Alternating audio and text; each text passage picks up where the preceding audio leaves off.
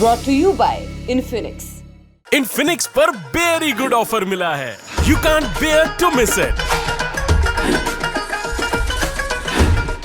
शरद पवार मुंबई में एक निजी बातचीत में कांग्रेस के अंदर खाने के झगड़े के बारे में क्या भविष्यवाणी करते हैं। दिल्ली से केरल किसको फोन जाता है और उसके बाद दो नेताओं का बयान आता है। अशोक गहलोत और राहुल गांधी के बीच कॉफी शॉप के भीतर क्या बातचीत होती है, और जब अशोक गहलोत जहाज में बैठकर वापस लौटते हैं तो राहुल उसी जहाज से क्यों नहीं आते हैं।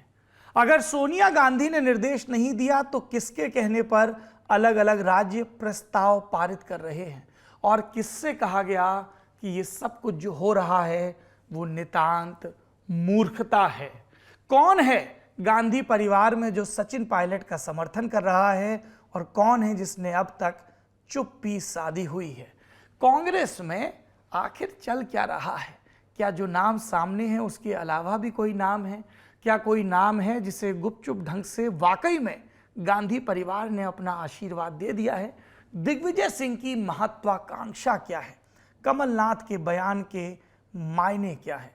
मनीष तिवारी क्यों खुलकर सामने नहीं आ रहे हैं? और शशि थरूर का पोस्ट इलेक्शन प्लान क्या है? ये हुई कांग्रेस की बात। अब भाजपा का रुख करते हैं। क्या जगत प्रकाश नड्डा और अनुराग ठाकुर, भाजपा के राष्ट्रीय अध्यक्ष और देश के केंद्रीय सूचना और प्रसारण मंत्री, और दोनों हिमाचल प्रदेश के, इन दोनों के बीच अपने होम स्टेट में वर्चस्व की लड़ाई चल रही है। अमित शाह किस नेता को दिल्ली तलब करके प्रदेश के बारे में जानकारी ले रहे हैं? ओल्ड पेंशन स्कीम को लेकर बीजेपी के माथे पर शिकन क्यों है? और कांग्रेस अपनी त्रिमूर्ति को प्रोजेक्ट तो कर रही है, वीरभद्र सिंह के खास सिपह सालार, वीरभद्र सिंह की पत्नी और वीरभद्र सिंह के पुराने विरोधी, लेकिन पत्रकार और क्रिकेट प्रशासक से राजनेता बने राजीव क्या इन सबको एक मोर्चे पर एक छतरी के तले ला पा रहे हैं? शिमला में हो क्या रहा है? टिकट कटने को लेकर कौन परेशान है, और वो कौन सा बूढ़ा नेता है जिसने अपनी दावेदारी फिर से ठोक दी है? इन सब के बारे में विस्तार से बात होगी इस कार्यक्रम में, जिसका नाम है नेता नगरी। मैं हूं आपका होस्ट और दोस्त सौरभ द्विवेदी। नेता नगरी, जहां पर राजनीति के गर्भगृह के सब पुराण बांचे जाते हैं। तो आइए शुरू करते हैं नेता नगरी।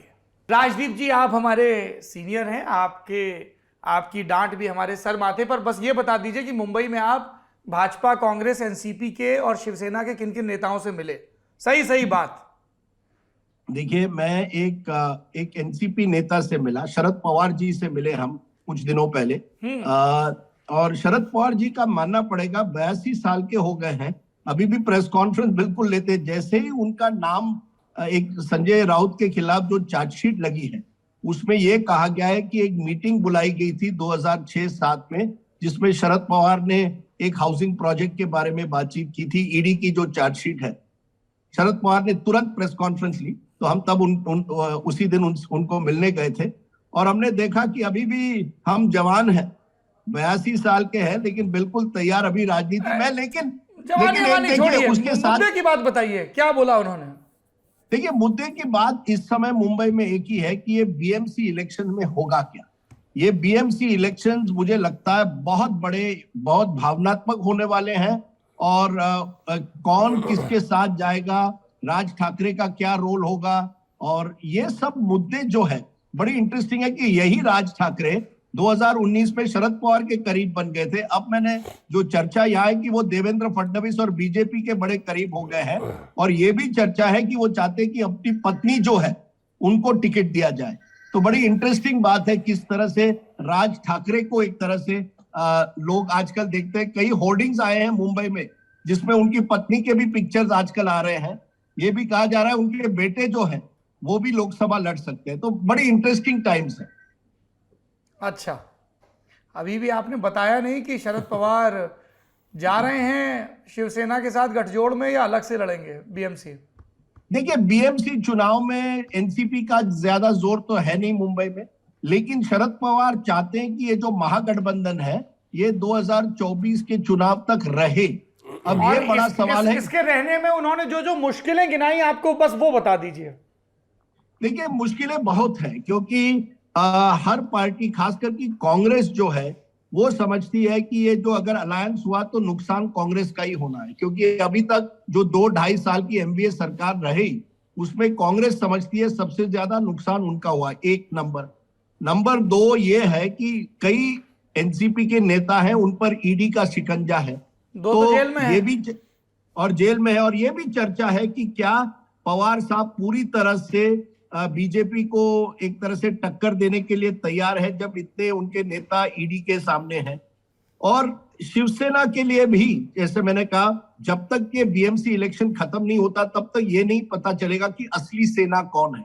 अभी भी मुंबई में ये चर्चा है कि असली सेना किसकी है। चुनाव अगर जनवरी फरवरी में हो तो उसके पहले किसको सिंबल मिलती है बहुत महत्वपूर्ण है। और इसीलिए एकनाथ शिंदे और उद्धव ठाकरे सेना में अभी भी लड़ाई है। इंटरेस्टिंग, आज एक वीडियो निकला है जहां एकनाथ शिंदे के बेटे चीफ मिनिस्टर के कुर्सी पर बैठे हैं। तो आज सेना ने ये मामला उठाया कि असली मुख्यमंत्री कौन है। यहाँ तो आप लोग हमें एक तरह से अटैक कर रहे थे, लेकिन सबसे बड़ी बात जो है उद्धव ठाकरे के स्पीच में थी, उन्होंने शाह नीति के बारे में बात की। उनका कहना है कि हम एक शब्द उन्होंने नरेंद्र मोदी के बारे में नहीं कहा उस स्पीच में।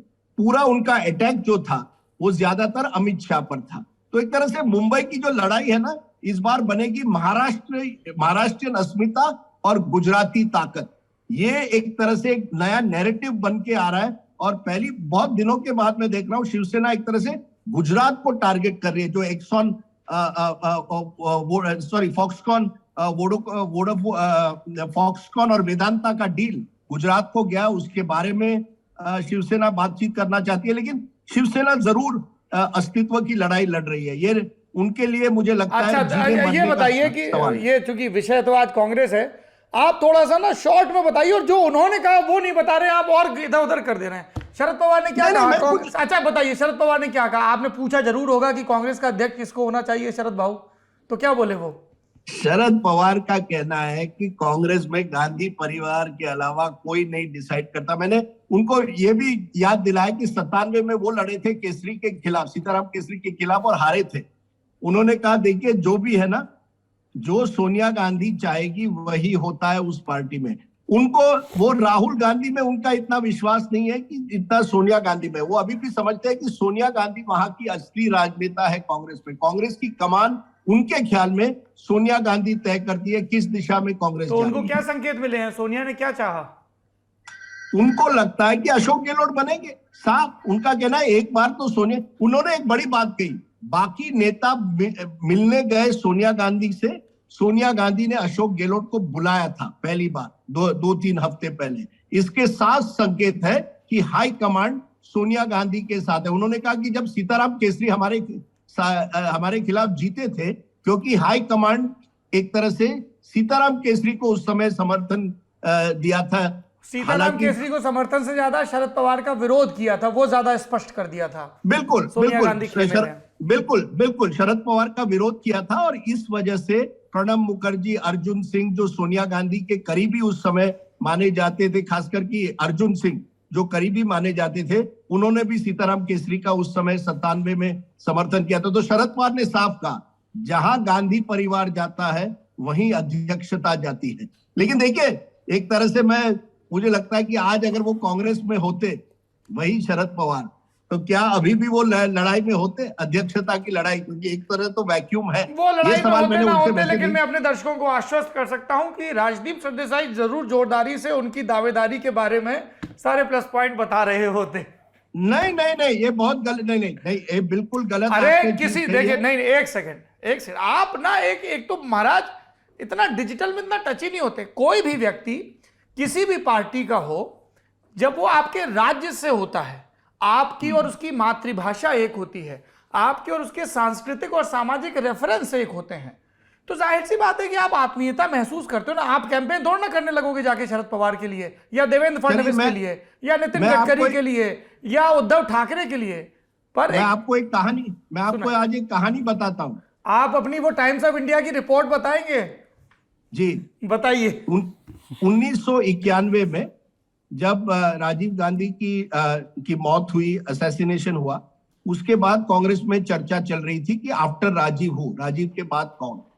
और विलासराव देशमुख हमें मुंबई में मिले कुछ दिनों बाद राजीव के फ्यूनरल के बाद। तो हमने विलासराव से पूछा कि दिल्ली में क्या हो रहा है, तब मैं मुंबई में काम करता था।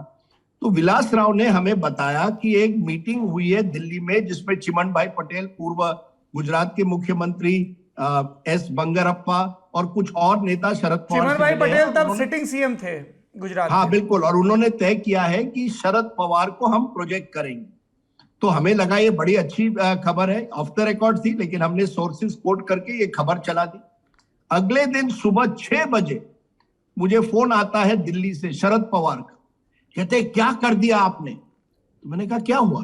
नहीं, आपने ये बड़ी खबर फ्रंट पेज पर चला दी है, अब जितने भी बाकी मेरे विरोधी हैं वो एकजुट हो जाएंगे और आपने महाराष्ट्र के मुख्यमंत्री, मेरे प्रधानमंत्री, महाराष्ट्र से प्रधानमंत्री हो सकता है, और आपने उसमें एक रोड़ा डाल दिया है।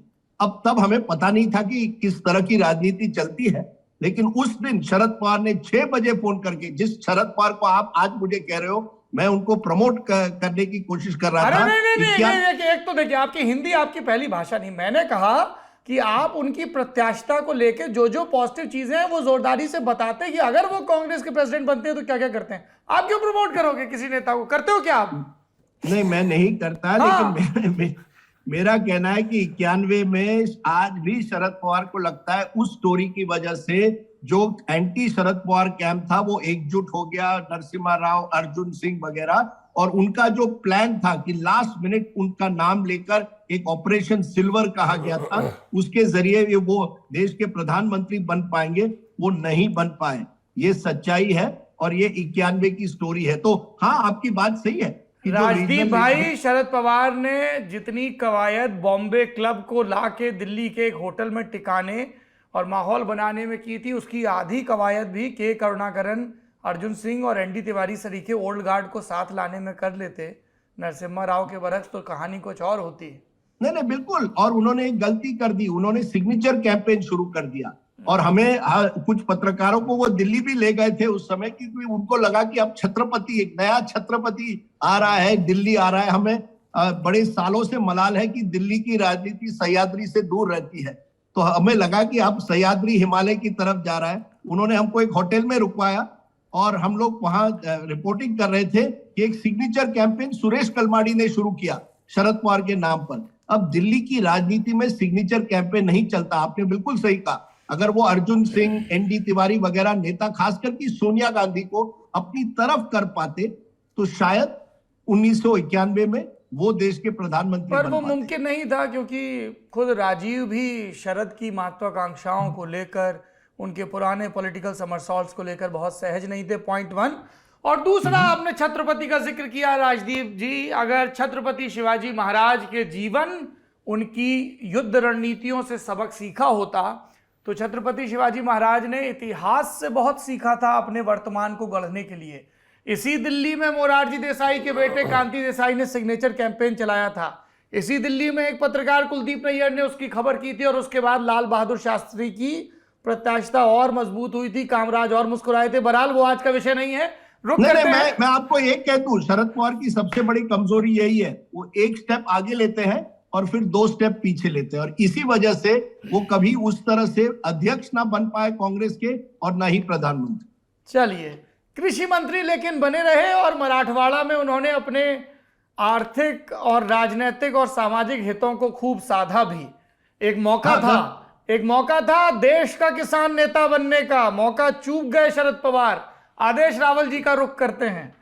आदेश जी, सबसे पहले आप बताइए कि राजस्थान में सचिन पायलट का इंतजार पूरा होगा या फिर से किसी महान दार्शनिक या लेखक का कोट एक तस्वीर के साथ उनको चेप दिया जाएगा?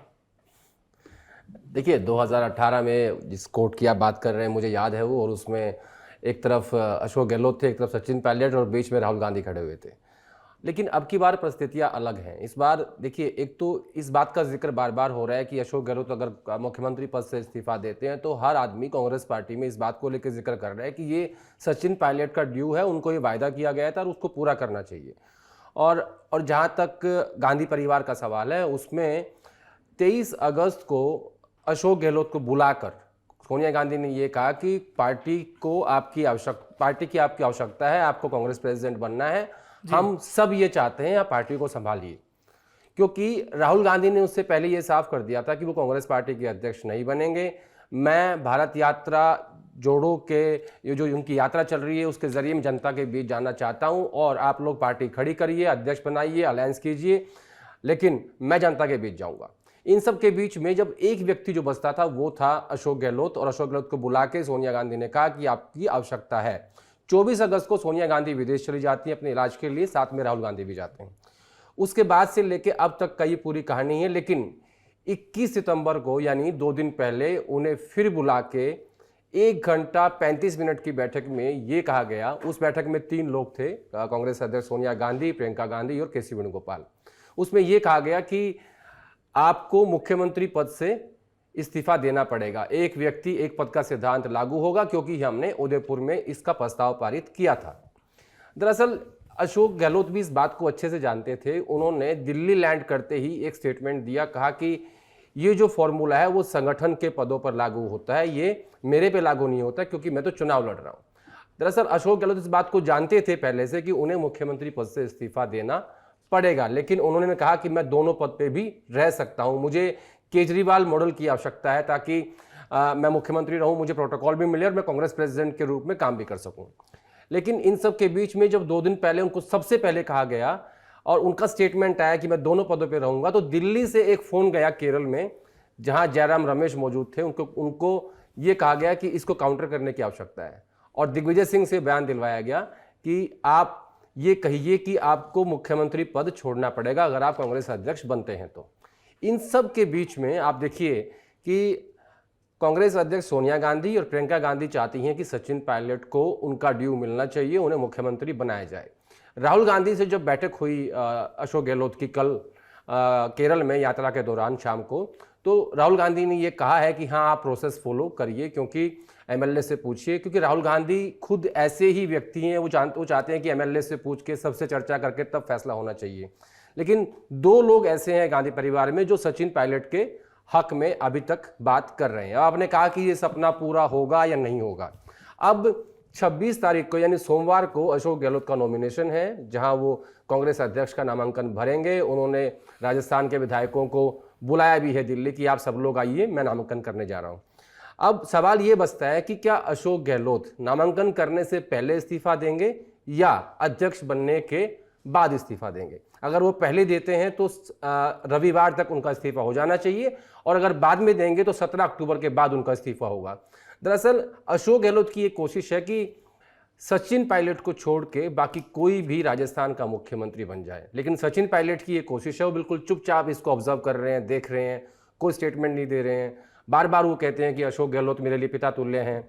वो उनकी कोशिश ये है कि उनका इस्तीफा 25 तारीख तक हो जाए, 26 से पहले हो जाए, ताकि आगे की जो प्रक्रिया है उसमें मैं अपना स्टैंड मजबूत कर सकूं।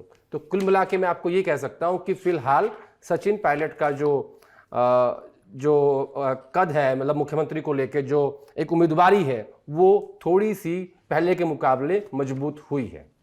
8 अक्टूबर को पता चलेगा अगर किसी और ने पर्चा नहीं भरा, और पर्चा भरा तो 17 अक्टूबर को पोलिंग और 19 अक्टूबर को नतीजे आएंगे कांग्रेस नहीं के। सौरभ, नहीं, इसमें थोड़ा सा करेक्शन है। अच्छा, तारीखें बदल गई हैं। 30 अक्टूबर को लास्ट डेट है। 30 सितंबर, हाँ सॉरी, 30 पर्चा भरने की लास्ट डेट है। नाम वापसी की 8 अक्टूबर है। हाँ, तो लगभग 1 अक्टूबर को ये पता चल जाएगा कि कौन इलेक्ट जो है वो अध्यक्ष है। लगभग इसमें ही क्लियर हो जाएगा। और जहां तक आपने 2 नाम नहीं, मैं देखिए ऐसा है, आप तो देखिए भाई साहब अंदर की जानकारी रखते हैं।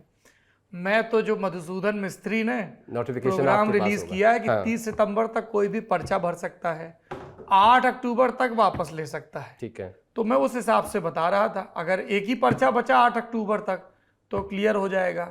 2 पर्चे बचे तो चुनाव होगा जो कि 17 अक्टूबर को होगा, और तब यही है ना तारीख, डेडलाइन ठीक है ना? बिल्कुल ठीक। हाँ, तो वो राशिद किदवई साहब, आप धैर्यपूर्वक सब बातें सुन रहे थे। ये क्या है, लोकतंत्र को दर्शाने की कोशिश है, चीजों को अपने कंट्रोल में रखने की कवायद है।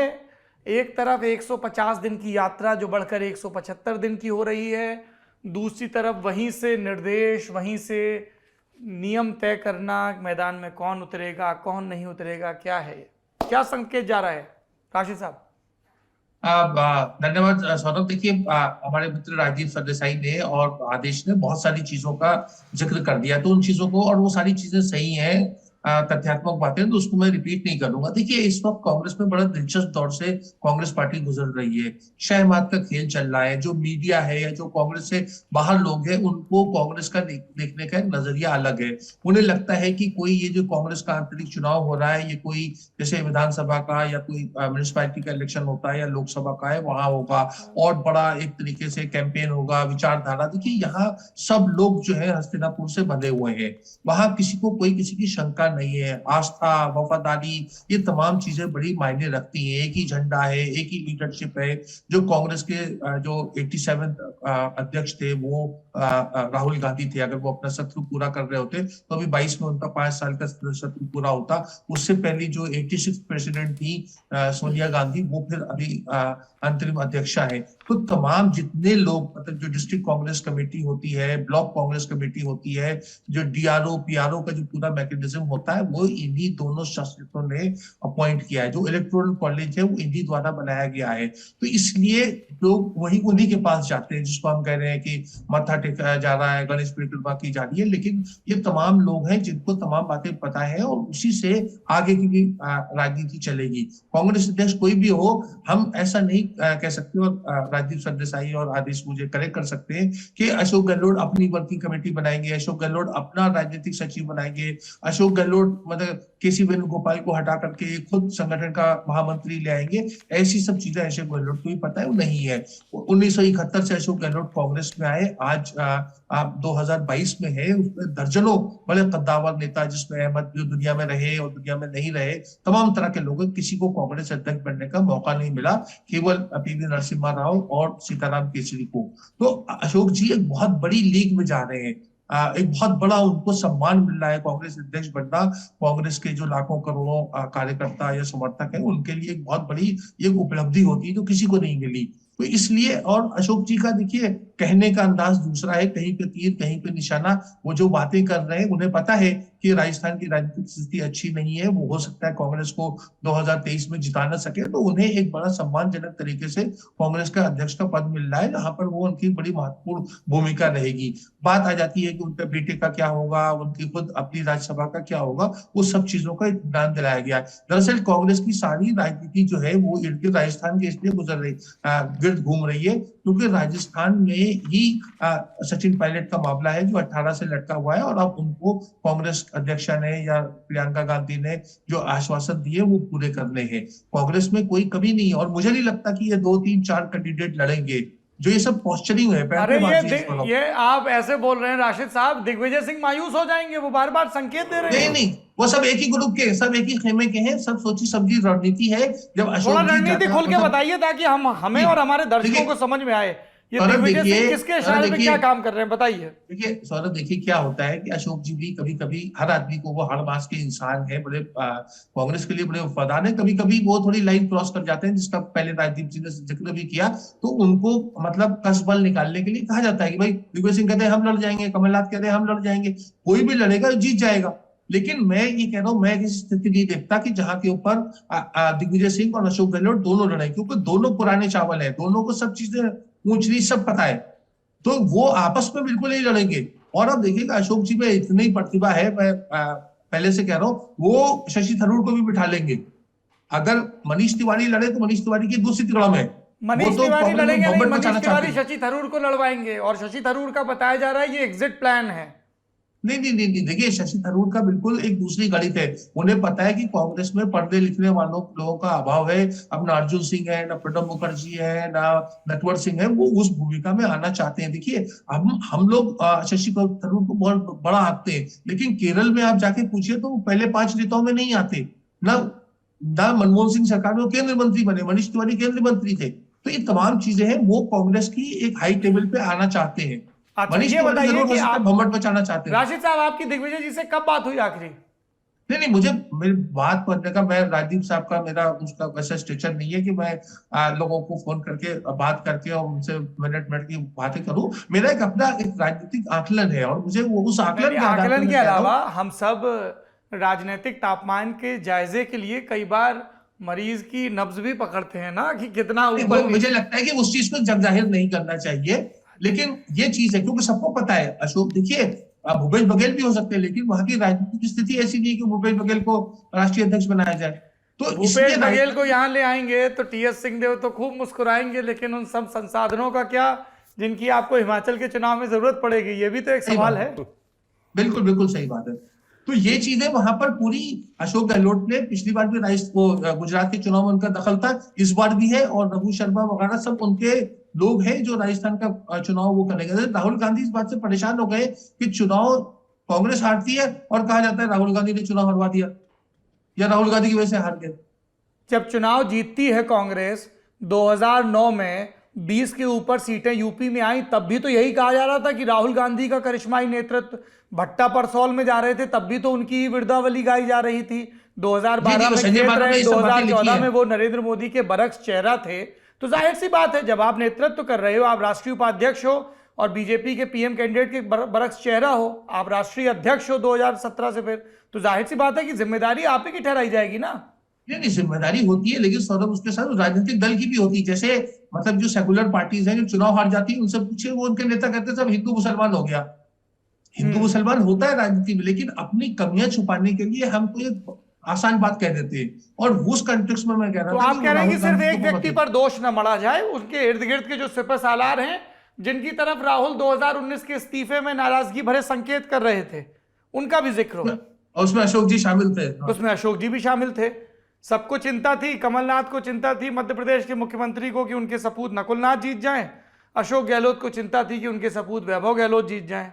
और बाकी सब भी अपने 136 सभाएं की थी अंतिम 2-3 दिन में चुनाव में, और जो उनका बेटा हार गया था। जी, कमलनाथ, आप स्मरण करें कि मुख्यमंत्री ने 126 या 130 सभाएं करी।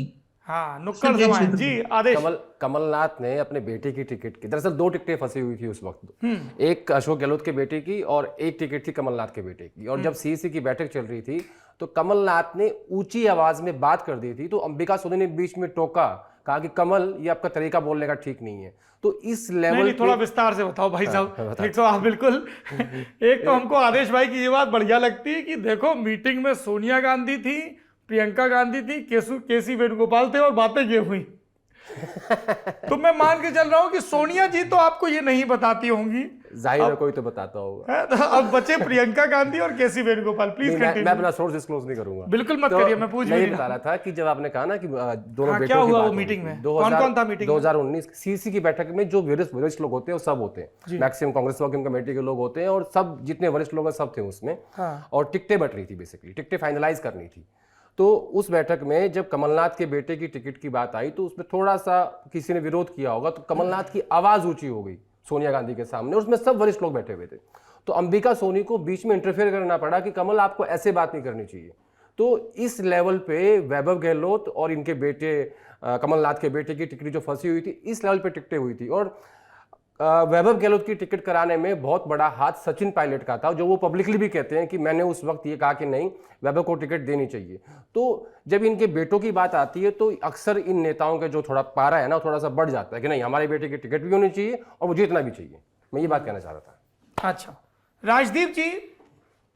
जी, आपने दिग्विजय सिंह का जिक्र किया, बताइए। तो मैंने कल उनका इंटरव्यू किया था। हाँ। तो तब मैंने उनको पूछा, आप दिल्ली आ गए हैं, एक चर्चा है कि आप सोनिया गांधी से मिलने आ रहे हैं।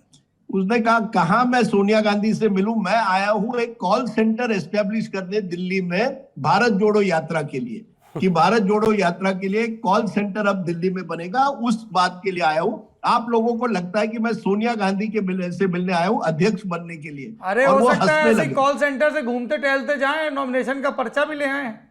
नहीं, उनका कहना है ये सब हंसी मजाक में। उन्होंने कहा, किसी ने उनसे पूछा कि थरूर और गहलोत में आपको कौन पसंद है। उन्होंने कहा, ये थरूर और गहलोत के नाम क्यों ले रहे हो, मेरा भी नाम ले लो, मैं भी बन सकता हूं अध्यक्ष। ये देखिए, दिग्विजय सिंह जो है ना, मन तो होगा अंदर से राजदीप जी। नहीं, मुझे नहीं, देखिए दिग्विजय सिंह को एक तरह से रिहैबिलिटेट किया गया है, उनको भारत जोड़ो यात्रा से पूरी तरह से, और वो ऑर्गेनाइजर एक तरह से बन गए, उसके संस्था उसके ऑर्गेनाइजर या आप कहिए कोरियोग्राफर है। तो उनके लिए उनको देखिए, कांग्रेस पार्टी में ये जो पुराने नेता है ना, वो कहते कुछ और है करते कुछ और है, ये आपकी बात सही है, लेकिन वो बड़ी फूक फूक कर देखते हैं कि किस तरह से हवा चल रही है। दिग्विजय सिंह को मालूम है कि आज की तारीख में अशोक गहलोत उनके बहुत आगे हैं कतार में, तो वो क्यों लड़ेंगे? उनको लड़ने की कोई जरूरत नहीं। वो एमपी है, वो अब भारत जोड़ो यात्रा से जुड़े हुए हैं, राहुल गांधी के करीबी बन गए हैं। देखिए कांग्रेस में क्या होता है, हर एक व्यक्ति राहुल गांधी के करीबी होना चाहता है, क्योंकि उनको लगता है अगर मैं राहुल गांधी के करीब रहूं तो मेरा फ्यूचर गारंटीड है। तो उस तरह से आपको आश्चर्य होगा, 3 साल पहले कौन अध्यक्ष बनने वाला था कांग्रेस का अगस्त 2019 में? मुकुल वासनिक। अहमद पटेल ने लगभग तय कर दिया था कि मुकुल वासनिक कॉम्प्रोमाइज कैंडिडेट बनेंगे जब राहुल गांधी ने इस्तीफा दिया। एंड में क्योंकि कुछ विरोध हुआ, सोनिया गांधी इंटरिम प्रेसिडेंट बनी कॉम्प्रोमाइज कैंडिडेट। तो डिटेल में बताइए, ये आप लोग महत्वपूर्ण चीजें बस ऐसे जिक्र करके पूरा मुकुल वासनिक प्रसंग विस्तार से बताएं। देखिए 2019 में क्या हुआ, राहुल गांधी ने सडनली इस्तीफा दे दिया जून जुलाई के महीने में। हाँ। अब कांग्रेस के सामने परेशानी थी कि कौन बनेगा कांग्रेस अध्यक्ष।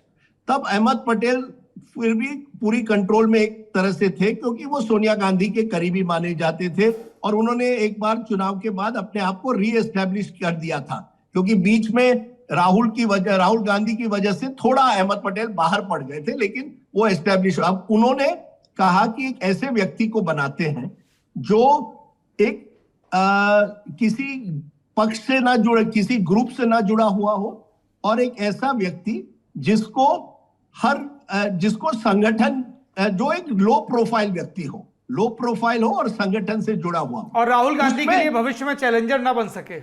और बिल्कुल, और राहुल गांधी के लिए भविष्य में चैलेंजर ना बन सके, तो उन्होंने मुकुल वासनिक का नाम लिया। अब मुकुल वासनिक एक ऐसे व्यक्ति थे जो बड़े, किसी के साथ वो लड़ते बिड़ते नहीं है, झगड़ते नहीं है, कई सालों से रहे हैं, कई चुनाव हारे भी हैं, और इसलिए वो कोई मास लीडर नहीं है। तो उस मीटिंग में मुकुल वासनिक का नाम लगभग तय था, सब सीडब्ल्यूसी के लीडर्स थे, लेकिन कुछ लीडरों ने इस नाम का विरोध किया, कहा कि नहीं, मुकुल वासनिक जो है हमसे बहुत जूनियर है। किसने विरोध किया, नाम लेके बताइए ना।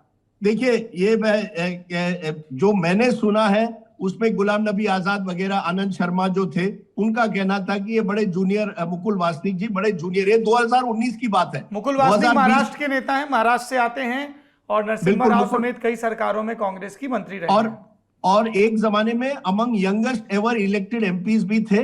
नरसिम्हा राव के कैबिनेट में मुझे लगता है स्पोर्ट्स मंत्री या एक जूनियर मंत्री बने थे, दलित हैं, और बड़े वेरी वेल स्पोकन आदमी हैं, दिल्ली की राजनीति को अच्छी तरह से जानते हैं। तो उस मीटिंग में फिर दिल्ली यूनिवर्सिटी की राजनीति भी बहुत अच्छे से जानते हैं अभी भी। हाँ, क्योंकि कुछ सीनियर्स ने ऑब्जेक्ट किया तो वो हो नहीं पाया उस समय। अब क्या हुआ है, उनको एक तरह से प्लान बी की तरह रखा गया था कुछ लोगों ने, कि अगर अशोक गहलोत बिल्कुल अड़े रहे कि मैं नहीं बनना चाहता अध्यक्ष, मैं केवल राजस्थान में रहूंगा, मैं जयपुर के बाहर नहीं जाना चाहता, तो अभी फिर से उनका नाम आया था। लेकिन इस बार क्या हुआ है, वो एमपी बने हैं, राजस्थान से ही चुनकर आए हैं, तो अब तो उनको एमपीशिप मिल गई है। तब उनके पास कुछ नहीं था, तो उन्होंने, जब किसी ने उनसे पूछा कि क्या आप अध्यक्षता के रेस में, उन्होंने तुरंत no no no no please don't put my name. क्योंकि देखिए कौन बनना चाहता है, बनने चाहते हैं वो जो इस समय जिनको राहुल जी के करीब आना है, जिनको एक तरह से ये दिखाना है कि देखिए हमारे पास कुछ तो है। अशोक गहलोत, अच्छा, मनीष तिवारी ने क्या बताया आपको? मनीष तिवारी और शशि थरूर ने मनीष तिवारी आना चाहते हैं, या ये लोग अब गिव अप कर चुके हैं क्योंकि आलाकमान इनको भाव नहीं दे रहा है? आलाकमान अपने अलग जोन में है, ये सब नेता अपने अलग जोन में है और भविष्य की राह तलाश रहे हैं। देखिए दिग्विजय सिंह ने बड़ी एक अच्छी बात मुझे कही, ये G23 आप बार बार कहते हैं, अब तो वो G2 रहा है। तो वो 2 भी, आनंद शर्मा तो एक है, दूसरा एक पृथ्वीराज चौहान है, लेकिन बाकी सब तो कहीं ना कहीं अकोमोडेट हुए। आपने शशि थरूर, मनीष तिवारी की बात की। मनीष तिवारी से जब मैंने पूछा, उन्होंने कहा देखिए मुझे सबसे कंसल्ट करना पड़ेगा, मुझे देखना है कि किस तरह से स्थिति है, उसके बाद ही मैं डिसाइड करूंगा। लेकिन लगभग तय है कि वो नहीं लड़ेंगे, क्योंकि देखिए आज अगर वो लड़े तो मनीष तिवारी कहीं के नहीं, अभी तक जब तक उनका पूरी तरह से प्लान बी तैयार नहीं होता कि अगर मैं लड़ूं और हार जाऊं तो मैं कहां जाऊंगा, जब तक वो तय नहीं होता मुझे नहीं लगता वो लड़ना चाहते हैं। चल रहा है प्लान बी पे काम चल रहा है। नहीं, अगर प्लान बी हो उनका तो बात अलग है। उसी तरह से शशि थरूर देखिए, बिल्कुल उनको लगता है कि अगर मैं लड़ूं, हारूं या जीतूं, लेकिन मेरा कद तो आगे बढ़ेगा। जैसे अभी रशीद कह रहे थे, वो आज की तारीख में केरल की राजनीति में भी टॉप 5 में नहीं है, लेकिन अगर वो अध्यक्षता के लिए लड़े तो उनका कद तो नेशनली तो बढ़ता है ना। तो उनको लगता है कि अगर मैं लड़ूं, ये देखिए ये बातें हो गई। हाँ, लड़के हार के फिर आगे क्या करेंगे वो बताइए, वो प्लान तो बताइए जिसमें सबकी दिलचस्पी है। उस पर उन्होंने मुझे साफ कहा है, आई एम अ कांग्रेसमैन। हालांकि कुछ लोगों का कहना था ही में बी ऑफर्ड कि आम आदमी पार्टी से आप जुड़ जाइए या तृणमूल कांग्रेस से जुड़ जाइए। तृणमूल कांग्रेस और आम आदमी पार्टी आजकल कुछ कांग्रेस नेताओं के लिए प्लान बी की तरह नजर आ रहे हैं।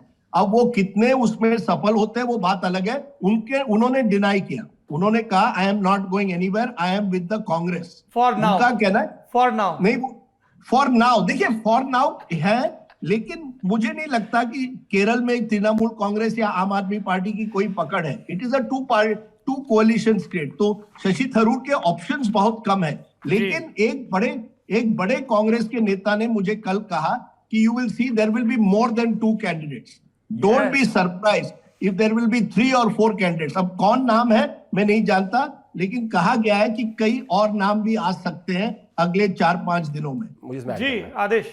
जैसा राजदीप ने कहा ना कि मुकुल वासनिक का नाम 2019 में आया था, बिल्कुल सही बात है, आया था, उसको रूल आउट कर दिया गया। कांग्रेस वर्किंग कमेटी की बैठक हुई और उस बैठक में एकदम से मेजोरिटी लोगों ने यह कहा कि नहीं नहीं, सोनिया गांधी हमारी अध्यक्ष रह जाएंगी, और वो इंटरिम प्रेसिडेंट बनकर रह गई। तो वो सोनिया गांधी के दरबारियों के संकेत पर ही कहा गया होगा। नहीं, अहमद पटेल ने ये इंश्योर किया कि आखिर में कोई जो दरबारी थे उन सबको पर्सनल मैसेज दिया गया कि भैया मीटिंग होगी और उस मीटिंग में आप लोगों को ये नारा लगाना है। हाँ, एक तो ये हुआ। दूसरा, तो सोनिया चाहती थी कि लोग चाहें कि सोनिया को चाहें और सोनिया बन जाए। सोनिया नहीं चाहती थी, अहमद पटेल ये चाहते थे कि पार्टी का अगर पार्टी का जो प्रेसिडेंटशिप है वो गांधी से बाहर चला गया तो हर किसी को ये लगता है कि ये मैं इनसे कमजोर थोड़ी हूं, मैं भी बन सकता हूं। तो उस बात को लेकर सहमति नहीं बन पा रही थी। दूसरा, अभी इस बार जब अध्यक्ष को लेकर बात चल रही थी तो उसमें नाम मुकुल वासनिक का था, सही बात है, लेकिन उसमें 3 नाम और थे। कौन से? मल्लिकार्जुन खड़गे, सुशील कुमार शिंदे भी सोनिया गांधी की पसंद है, और कुमारी शैलजा, और चौथा नाम मुकुल वासनिक। इनमें एक कॉमन बात ये है कि ये चारों लोग दलित समाज से आते हैं। कुमारी शैलजा, सुशील कुमार शिंदे, मल्लिकार्जुन खड़गे और मुकुल वासनिक। अब ये रूल आउट क्यों हुआ? दरअसल दलित को बनाना है अध्यक्ष, इसको पूरा रूल आउट कर दिया गया। इसकी बड़ी वजह है पंजाब का विधानसभा चुनाव। जब इसी साल में पंजाब का विधानसभा चुनाव हुआ और उसमें कांग्रेस पार्टी ने दलित का मैसेज दिया चरणजीत सिंह चन्नी को बना के, तो पूरी कांग्रेस पार्टी के नेताओं ने प्रेस कॉन्फ्रेंस करके ट्वीट करके ये कहा कि हमारी पार्टी ऐसी है जिसने दलित को मुख्यमंत्री बनाया, और जहां इनकी संख्या बहुत ज्यादा थी पंजाब के अंदर। लेकिन जब रिजल्ट आया तो खुद चन्नी दोनों सीट हार गई और पार्टी 18 सीटों पर सिमट के रह गई। यानी जो लीडरशिप को जिन लोगों ने दलित फैक्टर समझाया था कि इससे पार्टी को फायदा होगा, इससे एक कम्युनिटी आपके साथ जुड़ेगी, वो पूरा का पूरा रूल आउट हो गया। अब फिर जब दलित की बात आई, अब आपको पता है कि इंटरेस्टिंग बात बताइए कि चरणजीत सिंह चन्नी जब से चुनाव हारे हैं वो कनाडा में है।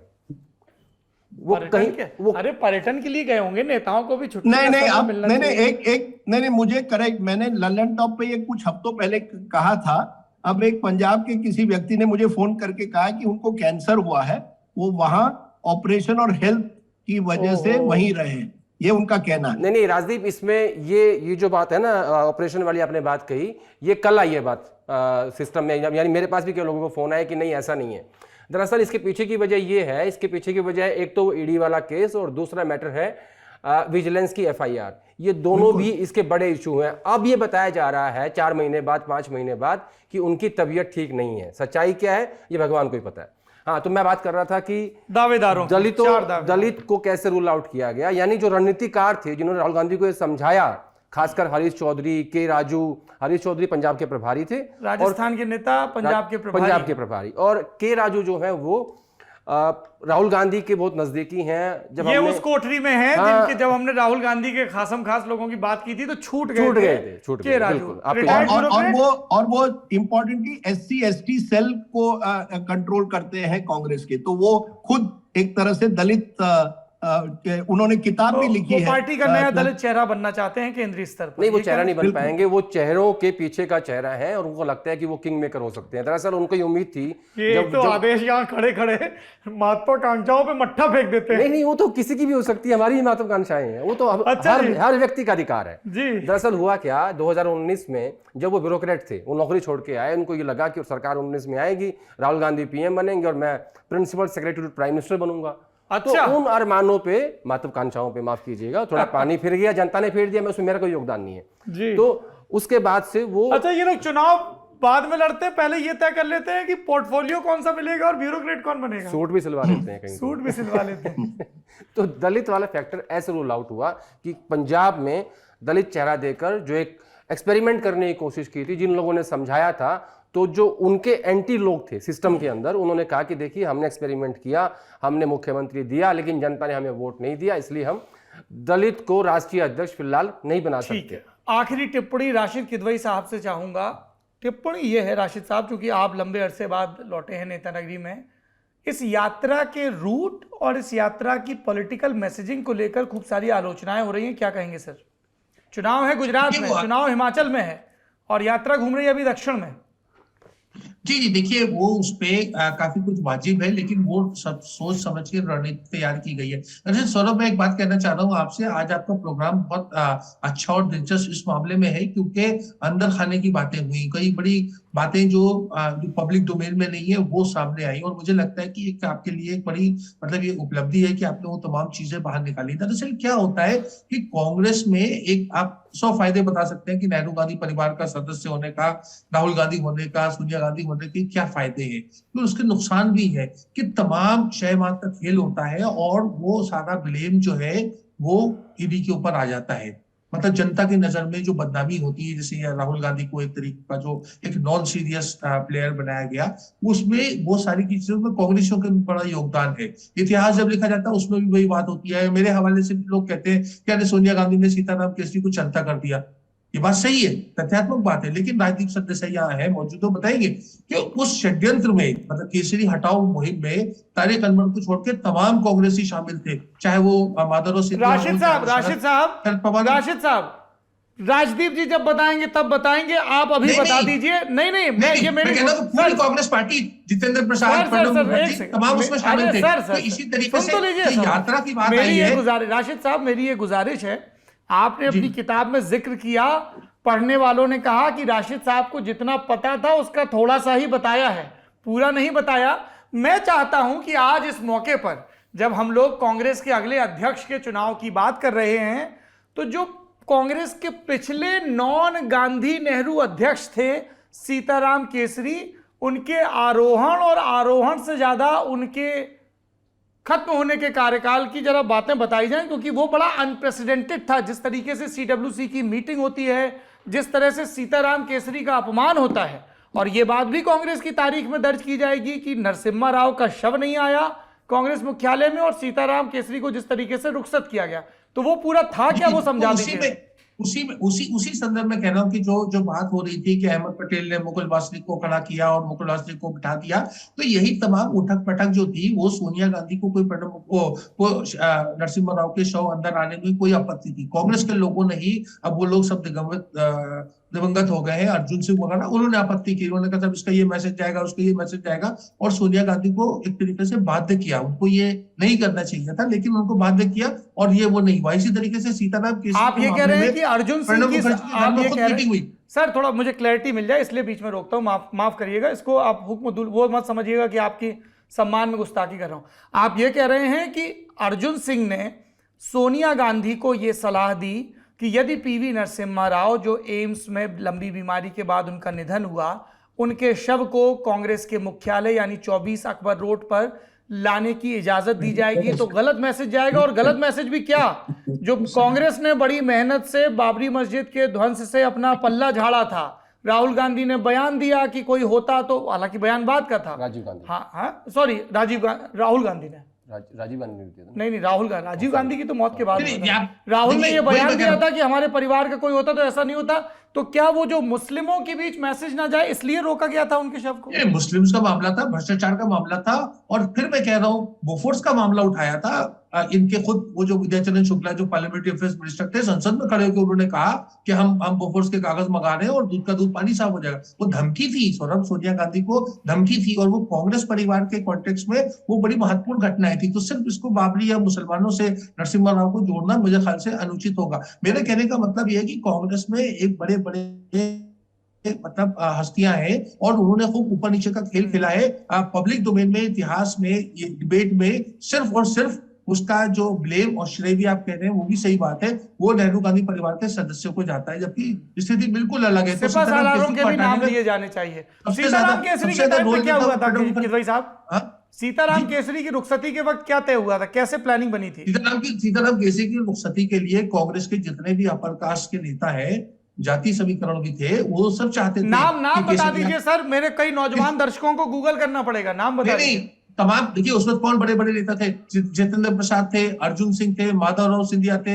शरद पवार थे, प्रणब मुखर्जी थे। प्रणब मुखर्जी ने सबसे ज्यादा उसमें एक्टिव रोल, जानकी वल्लभ पटनायक उड़ीसा के चीफ मिनिस्टर थे, वो थे। पूरी की पूरी जिसे कहते हैं सौरभ, पूरी कायनात केसरी जी के खिलाफ हो गई थी, और ब्लेम आता है सोनिया गांधी के ऊपर। सोनिया गांधी की बिल्कुल उसके प्रति अप्रूवल होगा, वो चाहती होंगी कि केसरी जी को किनारा कश कर दिया जाए, लेकिन किनारा दिखाया किससे रास्ता? वो रास्ता दिखाने वाले प्रणब मुखर्जी, अर्जुन सिंह, शरद पवार, माधवराव सिंधिया वगैरह वगैरह तमाम लोग थे, जितेंद्र प्रसाद, और बाद में वही सब कांग्रेस के अंदरूनी राजनीति का एक के बाद एक होकर के वो खुद शिकार हुए। नहीं, और इसमें इंटरेस्टिंग बात जी ये बताइए है राजदीप जी, आपका क्लोजिंग रिमार्क यही सीताराम केसरी वाले प्रसंग पर। हाँ, नहीं, उसका इंटरेस्टिंग ये है कि 8 महीने पहले यानी जून 2017 में जब केसरी जीते थे, तब यही प्रणब मुखर्जी, अर्जुन सिंह उनके साथ थे। उन्होंने ही शरद पवार को कमजोर किया था। 8 महीने बाद एकजुट होकर उन्होंने सीताराम केसरी को निकाला और सोनिया गांधी को बनाया। उसके 3 साल बाद और या 2 साल बाद शरद पवार ने फॉरेन ओरिजिन्स का इश्यू उठाया सोनिया गांधी के खिलाफ। उसके 3 साल बाद जितेंद्र प्रसाद सोनिया गांधी के खिलाफ लड़ते हैं। देखिए, कांग्रेस में यही किस्सा जो कुर्सी का होता है वो इसी तरह से होता है। केसरी जी ने मुझे एक बड़ी अच्छी बात कही थी। उन्होंने कहा, राजदीप जी, नेताओं से वफादार कुत्ते होते हैं और उनके इर्द गिर्द हमेशा पोमेरेनियन रहते थे, जो छोटे कुत्ते होते हैं। तो मैंने उनको कभी पूछा, सर आपके घर में ज्यादा मैं नेता नहीं देखता। इसे राजदीप जी, नेताओं से जो कुत्ते होते हैं वो ज्यादा वफादार होते हैं। तो इसी तरह से कांग्रेस चलता है। लेकिन आखिरी टिप्पणी, आपने हमेशा इस लल्लन टॉप में कई बार हम सब ने राहुल गांधी की बहुत आलोचना की है, लेकिन इस बार तो मानना पड़ेगा कि राहुल गांधी ने फर्स्ट डे से कहा कि मैं इस लड़ाई में नहीं हूं, मुझे ये अध्यक्ष नहीं बनना है। अब आप किस तरह से लीजिए, लेकिन कम से कम उन्हीं के लोग भी, जब तमिलनाडु ने रेजोल्यूशन पास किया कुछ दिनों पहले कांग्रेस ने कि राहुल गांधी को बनना चाहिए, वहां जो राहुल के समर्थक है जैसे प्रवीण चक्रवर्ती जो डिजिटल हैंडल करते हैं, उन्होंने इसका विरोध किया। यानी एक तरह से राहुल गांधी चाहते कि एक नया प्रोसेस बने। 2 सवाल। कांग्रेस की कार्यकारी अध्यक्ष हैं सोनिया गांधी, क्या उन्होंने सभी प्रदेश समितियों को यह निर्देश दिया कि जब चुनाव की तारीख का ऐलान हो चुका है तो किसी भी नेता के पक्ष में किसी भी तरह का प्रस्ताव अगर पारित किया जाएगा तो वो अनुशासनहीनता की जद में आएगा? सवाल नंबर 1। सवाल नंबर 2 मैं ये जानना चाहता हूं कि जो भी कांग्रेस का अध्यक्ष बनेगा, लाइमलाइट कहां रहेगी? कांग्रेस के सिर्फ एक सांसद की पदयात्रा पर जिसमें पूरी पार्टी मशीनरी लगी हुई है, या कांग्रेस के अध्यक्ष पर जो नए सिरे से अपनी टीम बनाने के लिए क्या स्वतंत्र होगा? बहुत ही अच्छा सवाल है। नंबर 2 मैं पहले लूंगा। नंबर 2 सवाल साफ है, फोकस राहुल गांधी पर रहेगा, फोकस भारत जोड़ो यात्रा पर रहेगा। मैंने ये दिग्विजय सिंह को कल यही कहा कि आप ये कह रहे हैं कि भारत जोड़ो पर इतना आपका पूरा अटेंशन रहेगा, तो अध्यक्ष क्या करेंगे? और गेहलोत जी को भी मैंने पूछा तो गेहलोत जी ने कहा, राहुल जहां जाएंगे मैं उनके साथ साथ रहूंगा, मैं संगठन एक तरह से संभालूंगा लेकिन राहुल जी के साथ साथ रहूंगा। तो नंबर 2 सवाल का साफ है कि जो भी हो फोकस राहुल गांधी पर रहेगा। So therefore you can argue power without responsibility, लेकिन कम से कम उन्होंने तय किया कि प्रोसेस नंबर 1 होना चाहिए। प्रोसेस में मैं इंटरवीन नहीं करूंगा, मैं न्यूट्रल रहूंगा, ये उनका साफ साफ कहना है।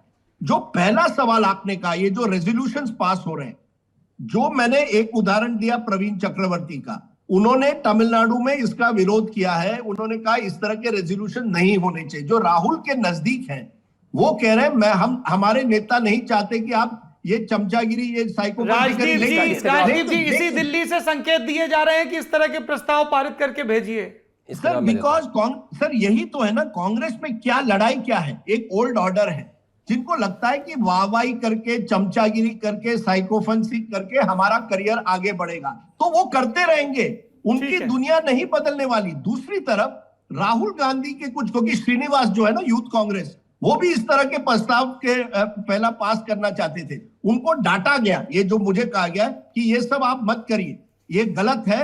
मैं राहुल गांधी इन सब चीजों से को पसंद नहीं करते। तो एक क्लैश ऑफ कल्चर्स है।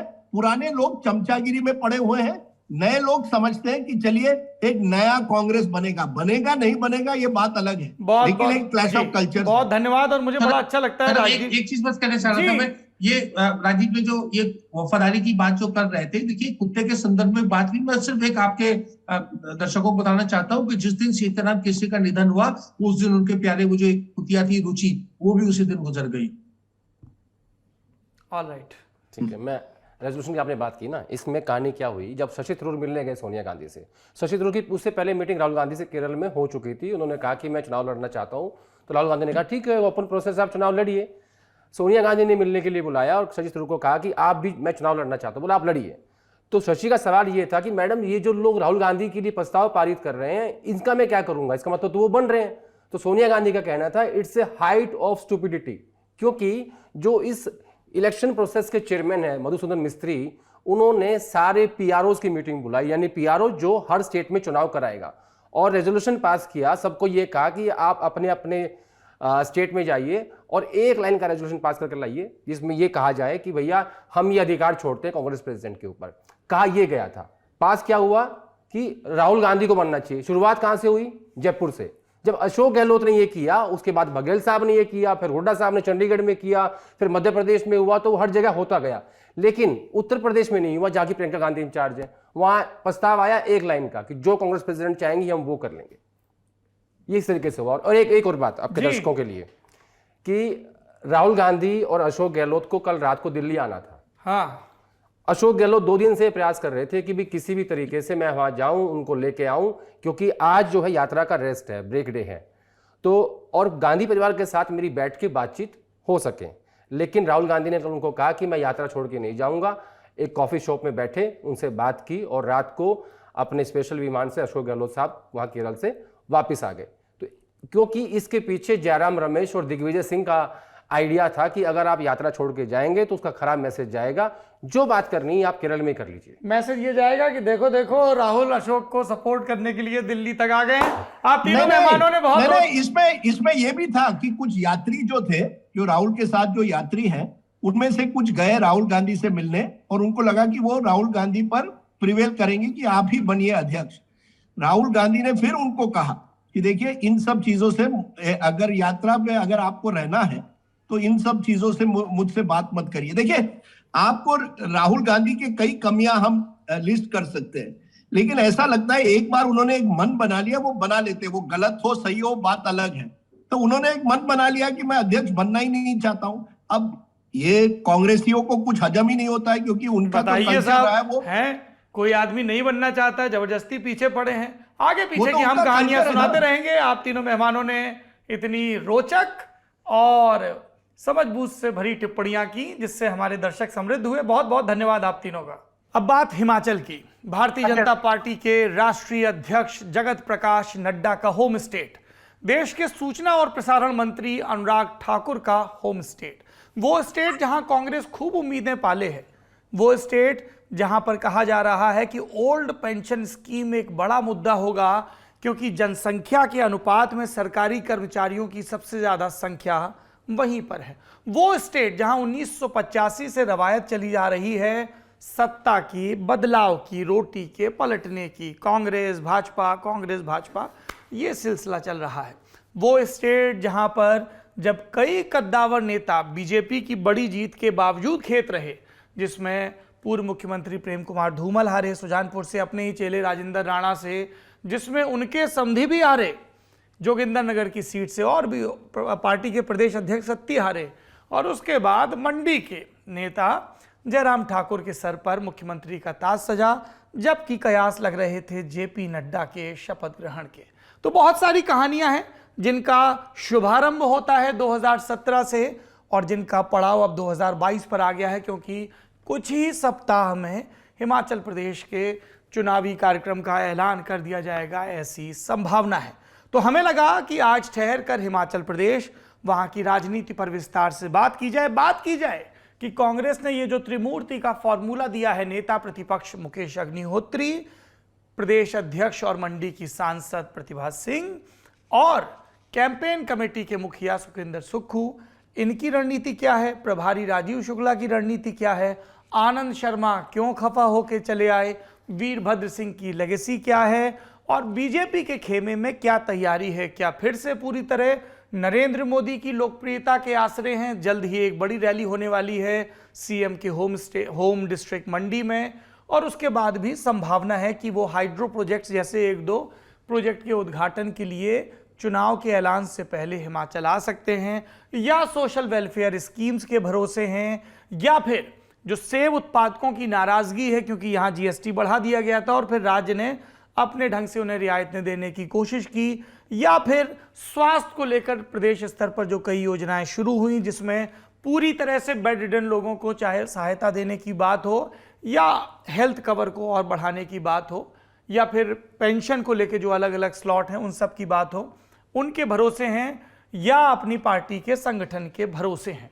तो दोनों तरफ अंतर्कलह की खबरें हैं, दोनों तरफ तैयारी की खबरें हैं, दोनों तरफ उम्मीदों की खबरें हैं, और खबरें ये भी हैं कि शुरुआती गर्मजोशी के बाद आम आदमी पार्टी ने ज़्यादा फोकस गुजरात पर रखा है। तो तीसरे एंगल की और फिर ट्रायंगल बनने की क्या संभावना अभी भी बची हुई है, इन सब के बारे में बात करेंगे। मुझे जितना लंबा बोलना था मैंने आपको बता दिया भूमिका के रूप में। अब हम विद्वानों को सुनेंगे। हमारे साथ जुड़े हैं वरिष्ठ पत्रकार, हिमाचल दस्तक से जुड़े हुए हेमंत कुमार जी। बहुत बहुत स्वागत है आपका। हेमंत जी धर्मशाला में हैं और वहां से हमारे साथ जुड़ रहे हैं, और हिमाचल चुनाव की हमारी पिछली कवरेज के दौरान आप लोगों ने इनकी एक लंबी बातचीत सुनी थी। अगर आपकी हिमाचल की राजनीति में दिलचस्पी है तो मैं आग्रह करूंगा कि उस इंटरव्यू को जरूर सुनें। आपको नेता नगरी के डिस्क्रिप्शन में लिंक मिल जाएगा। हमारे दूसरे मेहमान शिमला से जुड़ रहे हैं हमारे साथ doctor Ashwini Sharma ji, senior journalist हैं और इंडियन एक्सप्रेस जैसे प्रतिष्ठित अखबार के ब्यूरो चीफ भी रह चुके हैं। कई निजाम आते और जाते देखे हैं अश्विनी जी ने। बहुत बहुत स्वागत है आपका सर नेता नगरी में। अश्विनी जी आपसे ही शुरुआत करते हैं। शिमला का तापमान मौसम के हिसाब से कैसा है ये तो समझ में आ रहा है, लेकिन सियासी तापमान आपसे जानेंगे। पहले बीजेपी, नड्डा ने यह तो स्पष्ट कर दिया कि जयराम ठाकुर के ही नेतृत्व में चुनाव होगा, लेकिन अनुराग ठाकुर के समर्थक अभी भी उनकी संभावनाओं पर चर्चा कर रहे हैं। क्या खबर है शिमला से? देखिए, चुनाव की तैयारियां बीजेपी ने काफी देर पहले शुरू कर दी थी, ये मानने वाली बात है। कांग्रेस से भी पहले उन्होंने तैयारियां शुरू कर दी थी। पार्टी के उपाध्यक्ष सुदान सिंह जो हैं लगभग 3 महीने से शिमला में बैठे हुए हैं, लगातार दौरे कर रहे हैं, लगातार पार्टी मीटिंग्स कर रहे हैं। नड्डा जी के 3 दौरे हो चुके हैं। प्राइम मिनिस्टर मोदी जी का, जैसे आपने बोला, उनकी कल एक जनसभा युवा एक रैली है मंडी में जो कि जयराम ठाकुर जी के क्षेत्र में है, और उसकी तैयारियां चल रही हैं। और मैं ये 2-3 चीजें आपको शुरुआती तौर पे बता दूं कि ये हिमाचल का पहला इलेक्शन है जब जो ट्रेडिशनल राइवल्स हैं, प्रतिद्वंदी रहे हैं, जैसे वीरभद्र सिंह जी और प्रेम कुमार धूमल, इस समय कंटेस्ट में नहीं है। वीरभद्र सिंह जी गुजर गए थे कुछ देर पहले। धूमल साहब इलेक्शन की तैयारी कर रहे हैं। अब उनको टिकट मिलता है कि नहीं मिलता है सुजानपुर से, वो अपनी इच्छा व्यक्त कर चुके हैं कि मैंने चुनाव लड़ना है। अच्छा, ये धूमल चुनाव लड़ना चाहते हैं 78 के होने के बावजूद? बिल्कुल चुनाव लड़ना चाहते हैं। वो ये कह रहे हैं कि मैंने अपना एक बार स्टैंड विंडिकेट करना है, वहां से चुनाव जीतना है, इसलिए कोशिश कर रहे हैं। बट पार्टी की तरफ से अभी, और चुनाव जीतेंगे तो ऑटोमेटिकली दावेदार भी हो जाएंगे। 10 साल का पूर्व मुख्यमंत्री सिर्फ विधायक बन के तो नहीं रहेगा। जी जी, वो तो बात की बात है, बट वो उनकी दावेदारी कायम है। और इंदु गोस्वामी जो राज्यसभा की सदस्य हैं, एक वहां सभा में जाके अनाउंस भी कराई है, उन्होंने घोषणा कर दी थी कि धूमल जी को भारी मतों से जिताइए। उसके बाद काफी बवाल हुआ पार्टी में, लेकिन ये एक नया एंगल है कि धूमल साहब चुनाव लड़ना चाहते हैं, या पार्टी उनकी सेवाएं किस तरह से लेंगे, या अनुराग जी को कुछ प्रॉमिस किया जाएगा, ये एक अलग सिनेरियो जो बैकग्राउंड में चल रहा है। जैसे आप एनेक्डोट की बात कर रहे हैं, ये पहला इलेक्शन है जो कोविड के बाद हो रहा है, जिसमें लाइवलीहुड, जॉब्स का इशू और स्वास्थ्य के इश्यूज काफी सारे पैदा हुए। हिमाचल की इकोनॉमी भी अफेक्ट हुई है। ये पहला इलेक्शन है जब कांग्रेस और बीजेपी में नई लीडरशिप इमर्ज हुई है, एक्सेप्ट प्रतिभा सिंह जिनको पार्टी प्रेसिडेंट बनाया, बट उनको ये कहा गया है कि वो चुनाव नहीं लड़ेंगी। चीफ मिनिस्टर की दावेदारी उनकी फिलहाल नहीं है। बाद में क्या सिनेरियो होता है उसको कोई पता नहीं। किसकी है फिर, मुकेश अग्निहोत्री की या सुक्खू की या कोई और है? मैं बताता हूं, इनकी बहुत ज्यादा गंभीर लड़ाई है। मुकेश अग्निहोत्री ने अपना क्लेम छोड़ा नहीं है, उनको पार्टी अध्यक्ष बनाने की तैयारी थी, बट एक ब्राह्मण जो उनका एक ग्रीवांस रहा है कि मैं ब्राह्मण हूं इसलिए मुझे बनाया नहीं, वो उनके मन में अभी ग्रीवांस है। सुक्खू को कैंपेन कमेटी का हेड बनाया। सुक्खू चाहते हैं कि मैं चीफ मिनिस्टर बनूं, और मेरी राहुल गांधी और उनके घर में प्रियंका गांधी से अच्छी जान पहचान है, वो अपनी तैयारी कर रहे हैं। हॉलीलॉज जो है वीरभद्र सिंह जी का घर, जिसमें प्रतिभा सिंह और उनका बेटे एक लिगेसी है, वो अपनी तरह से तैयारी कर रहे हैं कि हमारा जो सपोर्ट सिस्टम था, हमारे जो लॉयलिस्ट थे, वो हमें सपोर्ट करेंगे अगर चुन के आते हैं, अगर उनको टिकट्स ज्यादा मिलते हैं। तो इस तरह का काफी सारा द्वंद्व चला हुआ है कांग्रेस के अंदर। आपने सुना होगा ठाकुर रामलाल जो एक 3-4 बार एमएलए रहे हैं, मिनिस्टर रहे हैं, उन्होंने अपनी पार्टी अध्यक्ष, पीसीसी अध्यक्ष की पोस्ट से इस्तीफा दे दिया। वो कहते हैं कि इस पार्टी में ज्यादा चीफ मिनिस्टर हो गए, एमएलए बनने को कोई तैयार नहीं है, पार्टी पूछ नहीं रही। 3 दिन पहले प्रतिभा सिंह जी का एक इंटरव्यू आया जिसमें उन्होंने राहुल गांधी और प्रियंका जी का ये कहा कि उनके पास टाइम नहीं है, सीनियर लीडर को तवज्जो नहीं देते। तो ये काफी सारी चीजें कांग्रेस के अंदर चल रही है। बीजेपी अपनी तैयारी में लगी हुई है, बट बीजेपी में भी फैक्शनलिज्म है। और बीजेपी, थोड़ा विस्तार से बताइए सर, बीजेपी का भी फैक्शनलिज्म बता दीजिए। जेपी नड्डा वर्सेस अनुराग ठाकुर है या और भी गुट हैं? कई सारे हैं। नड्डा जी का अपना गुट है, अनुराग जी के अपने समर्थक हैं। आपको याद होगा अनुराग जी को जब उन्होंने प्रमोट किया, इंफॉर्मेशन और ब्रॉडकास्टिंग मिनिस्टर बनाया, तो सारी स्टेट का दौरा किया, और उसमें जो रिस्पांस हुआ तो उससे ऐसा लग रहा था कि अनुराग जी को यहाँ भेजा ना जाए। उसके पहले जब मंडी का बाई इलेक्शन प्रतिभा सिंह जीत गई, तो चीफ मिनिस्टर के ऊपर भी दबाव बना कि वो इस्तीफा दे देंगे, क्योंकि ऐसा माना जा रहा था कि अपने जिले में वो एक सीट जितवा नहीं पाए जो बीजेपी की सीट थी। उसके बाद 3 जो विधानसभा की सीट वो भी हारी बीजेपी, वो कांग्रेस के पास चली गई, और कांग्रेस को ये उत्साह एक पैदा हो गया कि हम शायद सत्ता में आ सकते हैं इसी नैरेटिव को आगे ले जाके। तो इस तरह की काफी दोनों जगह पे काफी द्वंद्व चला हुआ है, बीजेपी में भी, कांग्रेस में भी।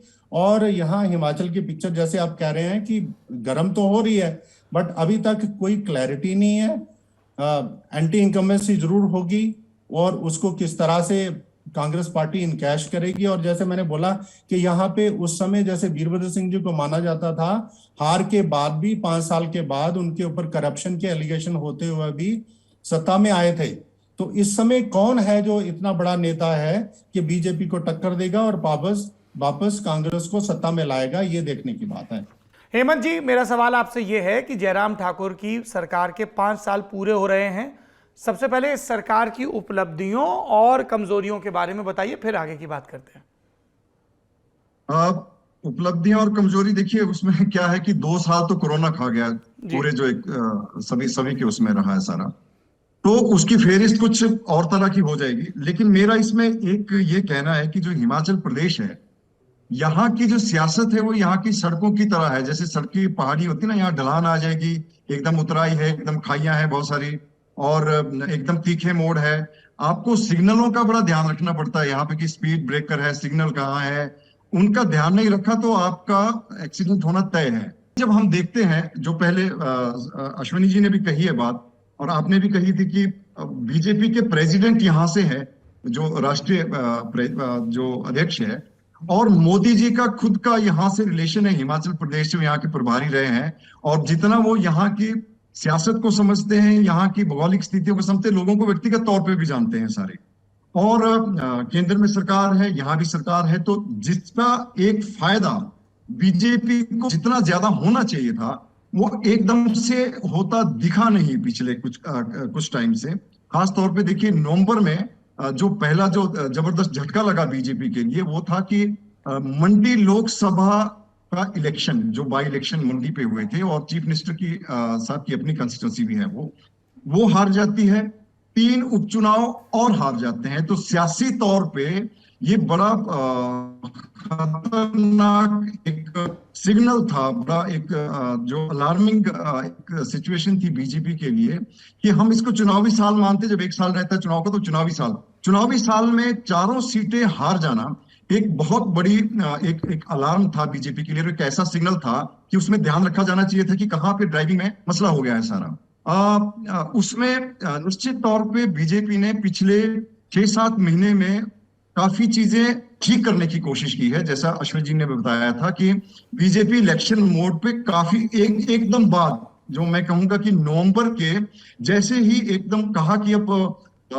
4 सीटें आप हार गए हैं, और बहुत सारी जयराम जी को लेके चली कि पता नहीं ये हो रहा है, उस तरह का इस तरह का हो रहा है, लेकिन बीजेपी ने बड़े ही एक रणनीति बनाई और वो एकदम से इलेक्शन मोड पे आ गए। उनके सारे जो सुधान सिंह जी है और दूसरे तमाम लोग यहाँ आके डेरा उन्होंने जमा दिया। उसको जो एक सिग्नल चला गया था पूरे हिमाचल प्रदेश में इस तरह का कि सरकार के साथ सब कुछ ठीक नहीं चल रहा है, और निश्चित तौर पे उसका कांग्रेस का ठीक ठाक फायदा उसको हुआ था उस वक्त। और एक ऐसा माहौल कांग्रेस ने बना दिया था कि बस अब तो ये सत्ता परिवर्तन हो रहा है और ये हो रहा है, वो हो रहा है, सो हो रहा है सारा। लेकिन बीजेपी ने बड़ी स्ट्रेटेजिकली उसको जो कांग्रेस ने एक जो बड़ा जबरदस्त एक मूवमेंट बना लिया था अपना, उसको ना केवल वो मूवमेंट की उसकी जो स्पीड है वो बड़ी कम की, लेकिन अच्छा उसके बाद दूसरा क्या हो कि कांग्रेस अपने में उलझ गई बहुत भयानक तरीके से। पिछले 5-6 महीने में एक अध्यक्ष बना दिए प्रतिभा सिंह जी, 4 और कार्यकारी 3 अध्यक्ष बना दिए। जैसे पंजाब में बनाए थे कि सिद्धू जी बनाए थे, उनके साथ 4-5 और बना दिए थे इकट्ठे, अब वो भी बना दिए। लेकिन झटका कैसे लग रहा है उसके बाद की आप 3-4 महीने पहले वो 4 अध्यक्ष बनाते हैं, ये चीज करते हैं, वो चीज करते हैं, और महीने पहले एक कार्यकारी अध्यक्ष आपका उठ के बीजेपी में चला जा रहा है। पवन काजल जो नाम है उनका, वो बीजेपी ज्वाइन कर गए हैं सारे।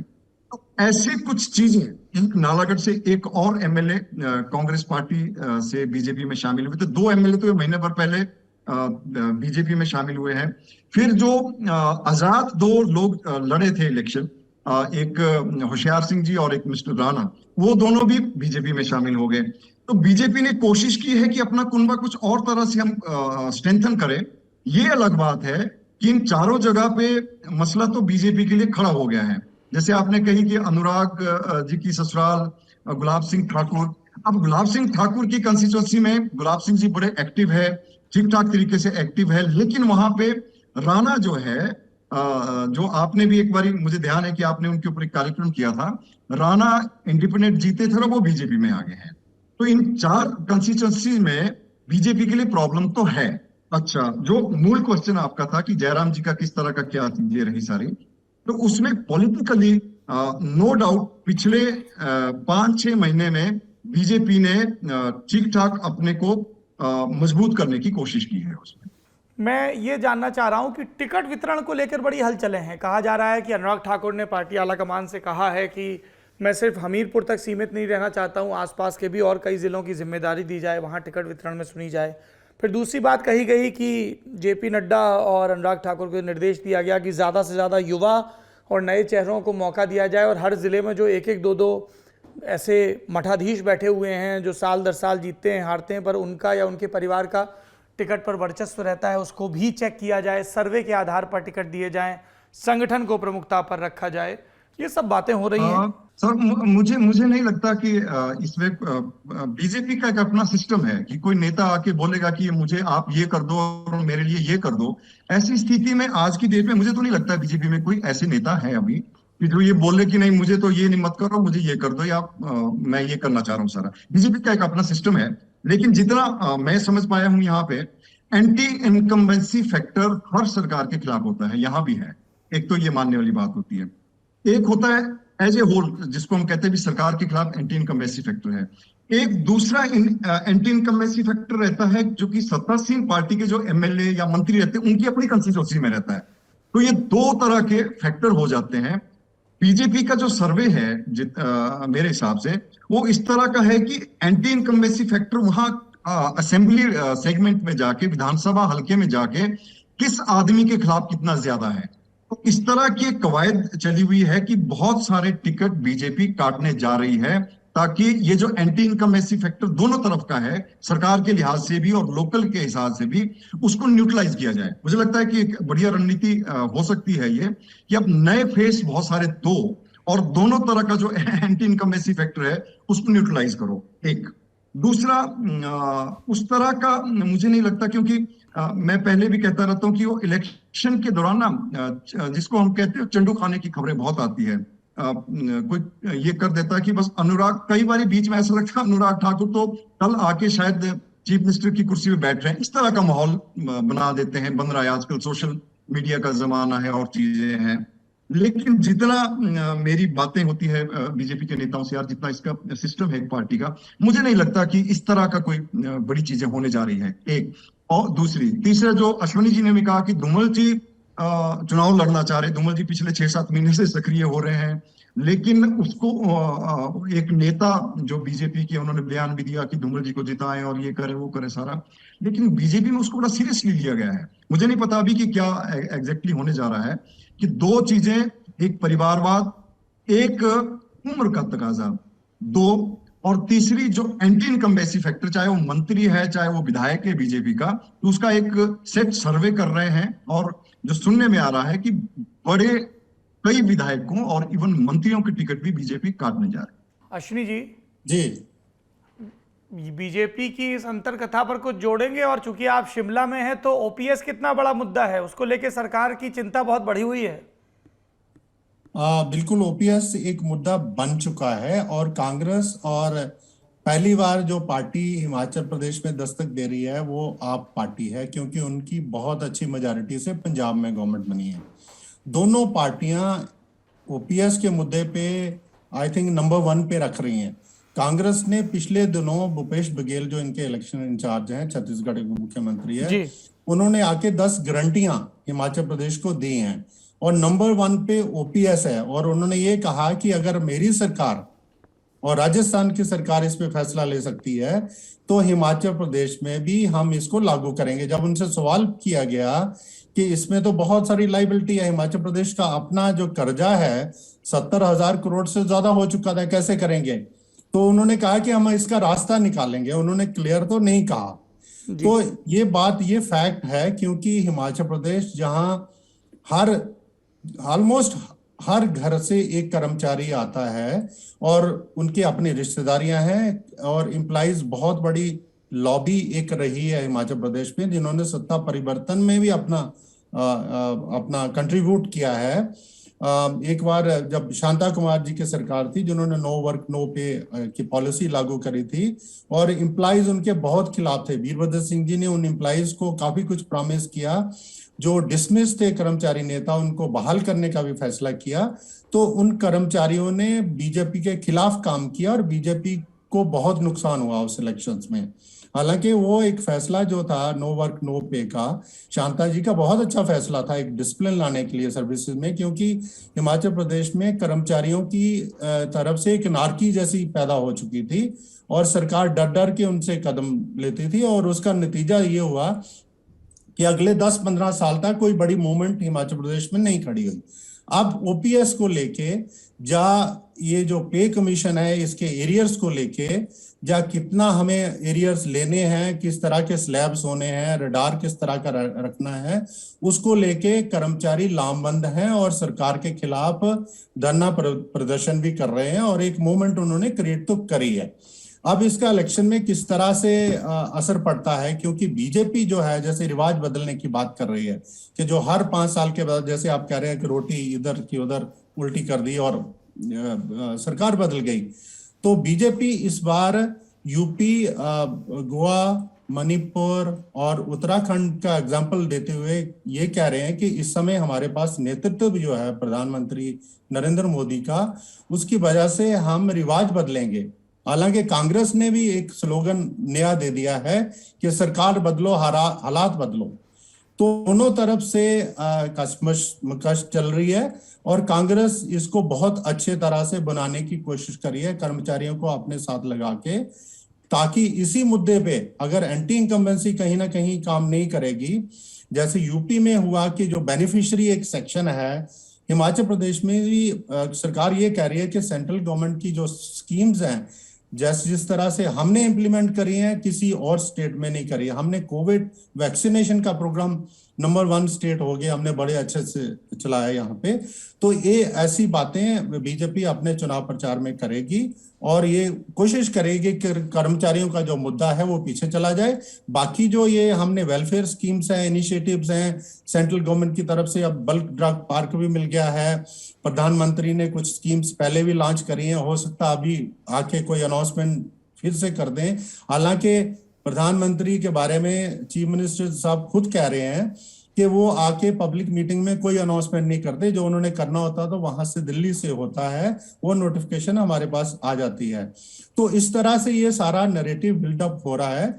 और बीजेपी, जैसे हेमंत जी ने कहा कि बीजेपी की तैयारी, ऑर्गेनाइजेशनल तैयारी जो है बहुत अच्छी है। और मुझे इस बार लग रहा है कि जयराम ठाकुर तो एक फेस रहेंगे जो मुख्यमंत्री का फेस है, बट सारा इलेक्शन जो है केंद्रीय नेतृत्व जो है पार्टी का, बीजेपी का, उन्होंने अपने हाथ ले लिया है। और जैसे सुदान जेपी नड्डा का निर्देश रहेगा, अनुराग ठाकुर इन्वॉल्व रहेंगे, अविनाश राय खन्ना प्रभारी हैं ही, सौदान सिंह के लगातार दौरे हो ही रहे हैं, तो केंद्र से ये 4 लोग हैं। डॉक्टर जितेंद्र सिंह के भाई जो नेशनल कॉन्फ्रेंस में रहे हैं जम्मू कश्मीर में, देवेंद्र राणा, बहुत सीनियर नेता हैं और बहुत ग्राउंड पे काम कर रहे हैं और कई सारे डिस्ट्रिक्ट उन्होंने विजिट कर दिए हैं, पार्टी वर्कर से मिले हैं, लोगों के जैसे व्यापार के लोग हैं, ट्रेड के लोग हैं, इंडस्ट्री के, उनसे मिल रहे हैं और सारा फीडबैक लेके मुझे लगता है कि वो अमित शाह जो गृह मंत्री उनको ही दे रहे हैं सीधा। तो इस समय जो पार्टी की कैंपेन की कमांड है, मुझे लगता नहीं है कि ज्यादा जो चुनाव शिमला से नहीं दिल्ली से लड़ा जा रहा है, दिल्ली से चुनाव लड़ा जा रहा है। अच्छा। पर मोदी जी एक बहुत बड़ा फेस होंगे क्योंकि मोदी जी के 3 दौरे अभी इलेक्शन से पहले निश्चित हैं हिमाचल प्रदेश। अच्छा हेमंत जी, बस एक लास्ट रिमार्क ये बता दीजिए, मुकेश अग्निहोत्री, सुक्खू और प्रतिभा सिंह, इनके प्लस क्या हैं और माइनस क्या हैं? देखिए, इसमें हल्की सी बात ये रहेगी कि जो कांग्रेस पार्टी में जो एक सिस्टम रहता है ना कि परिवार से बाहर नहीं निकलती और उस तरह की नहीं रहती, तो जो स्टेट्स है वहां पे भी कमोबेश ऐसी स्थितियां रही हैं हमेशा ही, हर जगह कांग्रेस पार्टी की। हिमाचल प्रदेश में 40 साल से वीरभद्र सिंह यहाँ के एक 76 नेता थे, ऑलमोस्ट 40 साल से, 83 से, अगर मैं गलत नहीं हूँ, 1983 ऑनवर्ड, और कोई दूसरा नेता हुआ ही नहीं, बन नहीं पाया या बनने नहीं दिया, जो भी रहा। मुकेश अग्निहोत्री वीरभद्र सिंह जी के खासम खास रहे हैं, पूर्व पत्रकार मुकेश अग्निहोत्री, पूर्व पत्रकार रहे हैं, मेरे सीनियर भी रहे हैं वो, और सर के साथ तो काम किया है, अश्विनी जी के साथ सारा उस तरह का। और 2017 के बाद उनको विपक्ष का नेता बना दिया गया, तो एक लग रहा था कि शायद जो वीरभद्र सिंह जी के बाद अगर कोई लीड करेंगे आप तो शायद मुकेश अग्निहोत्री करेंगे। और बतौर प्रतिपक्ष नेता उन्होंने अपने आप को साबित भी किया और हर मोर्चे पे लड़ने की कोशिश भी की, चाहे वो विधानसभा का मोर्चा हो, चाहे विधानसभा के बाहर भी हो चीजें सारी। तो ये मुकेश का एक प्लस। अच्छा, वो जानते हैं सारी सिस्टम क्योंकि वीरभद्र सिंह के साथ क्लोजली उन्होंने काम किया है सारा। पिछले 3, 4, 5 महीने से ऐसा लग रहा है कि बहुत सारे नेता हो गए हैं, ऐसी बस हो गई कांग्रेस की कि जिसमें ड्राइवर कोई नहीं है।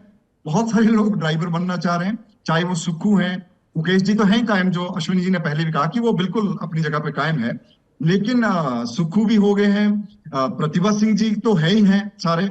अभी जो हम एक स्क्रीनिंग कमेटी की मीटिंग हुई है कल परसों दिल्ली में, उसमें कुछ ऐसी खबर बाहर आई है कि शायद 40-45 लोगों के टिकट ऑलमोस्ट फाइनल कर दिए स्क्रीनिंग कमेटी ने, और वो वही चेहरे हैं जो या तो वो एमएलए हैं पार्टी के या वो बड़े नाम है, वो कितने बुजुर्ग हैं कि बुजुर्ग नहीं है, तो वो इस तरह का एक अजीब सा माहौल बन गया है। जो मैं बस की बात कर रहा था कि वो बस जिसमें ड्राइवर एक नहीं है, बहुत सारे ड्राइवर हैं, कंडक्टर का कोई पता नहीं है। मैं सौरभ जी, अगर टाइम है, एक चीज सर बताएं जी। देखिए, हिमाचल प्रदेश का सिनेरियो जो है, जैसे बीजेपी कह रही है कि हमने यूपी, उत्तराखंड, मणिपुर, गोवा में चुनाव जीते हैं। हिमाचल प्रदेश का सिनेरियो बिल्कुल अलग रहता है। यहाँ लोग जो है, पहाड़ी लोग हैं, खासकर जो बड़े ईमानदार लोग हैं, बड़े मेहनती लोग हैं और ऊंची पहाड़ियों पे रहते हैं, मेहनत करते हैं। अपने एक उनका जो सेल्फ एस्टीम है उस पर कभी कंप्रोमाइज नहीं करते हैं वो, ये बड़ी खासियत है। और आपने भी देखा होगा, पिछला इलेक्शन भी आपने कवर किया है, नेता के नाम पे वोट पड़ते हैं यहाँ पे कि आपका नेता कौन है। पिछली बार बीजेपी ने काफी देर तक कि नड्डा जी को बनाए या धूमल जी को डिक्लेयर करें चीफ मिनिस्टर का कैंडिडेट, काफी देर उसमें गवा दिया। एंड में धूमल जी का अनाउंस किया। तब तक वीरभद्र सिंह जी और उनके लोग ये बोलते थे कि इस बारात का दूल्हा कौन है, आप बता नहीं रहे हो, ठीक है। और बीजेपी ने अल्टीमेटली धूमल जी को डिक्लेयर किया। उसके बाद नड्डा जी थोड़े पीछे हो गए। हालांकि अमित शाह जी ने अब जयराम जी की कॉन्फ्रेंस में ये बोला था कि आप इनको जिताओ, हम इनको बड़ा ओहदा देंगे। क्या ओहदा देंगे उसका कोई डिफाइन नहीं था, बट तब तक धूमल जी डिक्लेयर हो चुके थे। और यहाँ पे या वीरभद्र सिंह जी के नाम पे या धूमल साहब के नाम से या उसके पहले शांता जी के नाम पे इलेक्शन लड़े गए हैं। जयराम ठाकुर जी पहली बार पार्टी को लीड कर रहे हैं। हालांकि पार्टी के प्रेसिडेंट एक स्टेज पे रहे हैं, बट उस समय भी फेस धूमल जी थे और कमान एक टाइम पे मोदी जी के हाथ में थी, जनरल सेक्रेटरी जब थे। तो मुझे लगता है कि अभी भी बीजेपी ये कोशिश करेगी कि जयराम ठाकुर जी तो रहेंगे जेंटल एक फेस उनका, बट सारा काम जो है अमित शाह जी, आपको बता दूं, इस महीने के एंड में आ रहे हैं, 2 रैलियां करेंगे। मोदी जी एक रैली करके जा रहे हैं, बिलासपुर में आएंगे। एम्स जो प्रोजेक्ट है जिसका फाउंडेशन स्टोन उन्होंने खुद रखा था, उसको इनागुरेट करेंगे। उसके बाद उनका एक चंबा का प्रोग्राम बन रहा है। और ये जो बल्क ड्रग पार्क है जो सेंटर ने दिया है अभी हिमाचल प्रदेश को, कोशिश ये हो रही है कि इसकी अगर डीपीआर मंजूर हो जाए तो इसका फाउंडेशन स्टोन भी मोदी जी रखेंगे। तो इतनी तैयारी इनकी चल रही है। और जैसे मैंने पहले कहा कि सारी कमान जो है वो दिल्ली के हाथ और जो सीनियर लीडरशिप है सेंटर की, उनके हाथ रहे। चलिए, आप दोनों मेहमानों ने इतना समय दिया, बहुत बहुत धन्यवाद। बढ़ते हैं नेता नगरी के अगले सत्र की तरफ। नेता नगरी के इस सत्र में आपका स्वागत है। इसका नाम है जवाबदेही। जनता के सवाल और हमारे जवाब, 5 सवाल, ताकि ड्यूरेशन फिक्स रहे। पहला, लो पहले में ही डांट है। रोशन अग्रवाल पूछ रहे हैं, आपकी एक झामफाड़ सीरीज शुरू हुई थी तानाशाह, जिसमें आप अलग अलग समय के तानाशाहों की कहानी सुनाते थे। 3 एपिसोड डाले, फिर वादा किया और सुनाएंगे। क्या हुआ तेरा वादा, वो कसम, वो इरादा, भूलेगा दिल जिस दिन तुम्हें, वो दिन जिंदगी का आखिरी दिन होगा। पर अभी आखिरी को आने में कुछ वक्त है। हमारे इस शो के जो राइटर हैं अभिषेक सोनू जी, उन्होंने प्रॉमिस किया है कि इसके 8 या 9 एपिसोड लिखे रखे हुए हैं। और अभी ललन टॉप में कुछ स्ट्रक्चरल चेंज होने थे जो हो गए हैं, तो 1-2 हफ्ते में इसकी शुरुआत हो जाएगी। मैं जानता हूँ मैंने पहले भी ये प्रॉमिस किया था, लेकिन ये वाला पक्का है, इसीलिए जोर दे के कह रहा हूँ। अंकुश यादव का सवाल है अगला सवाल। क्या सवाल है? प्लीज़ ललन टॉप के सोशलिस्ट को बंद मत करिए।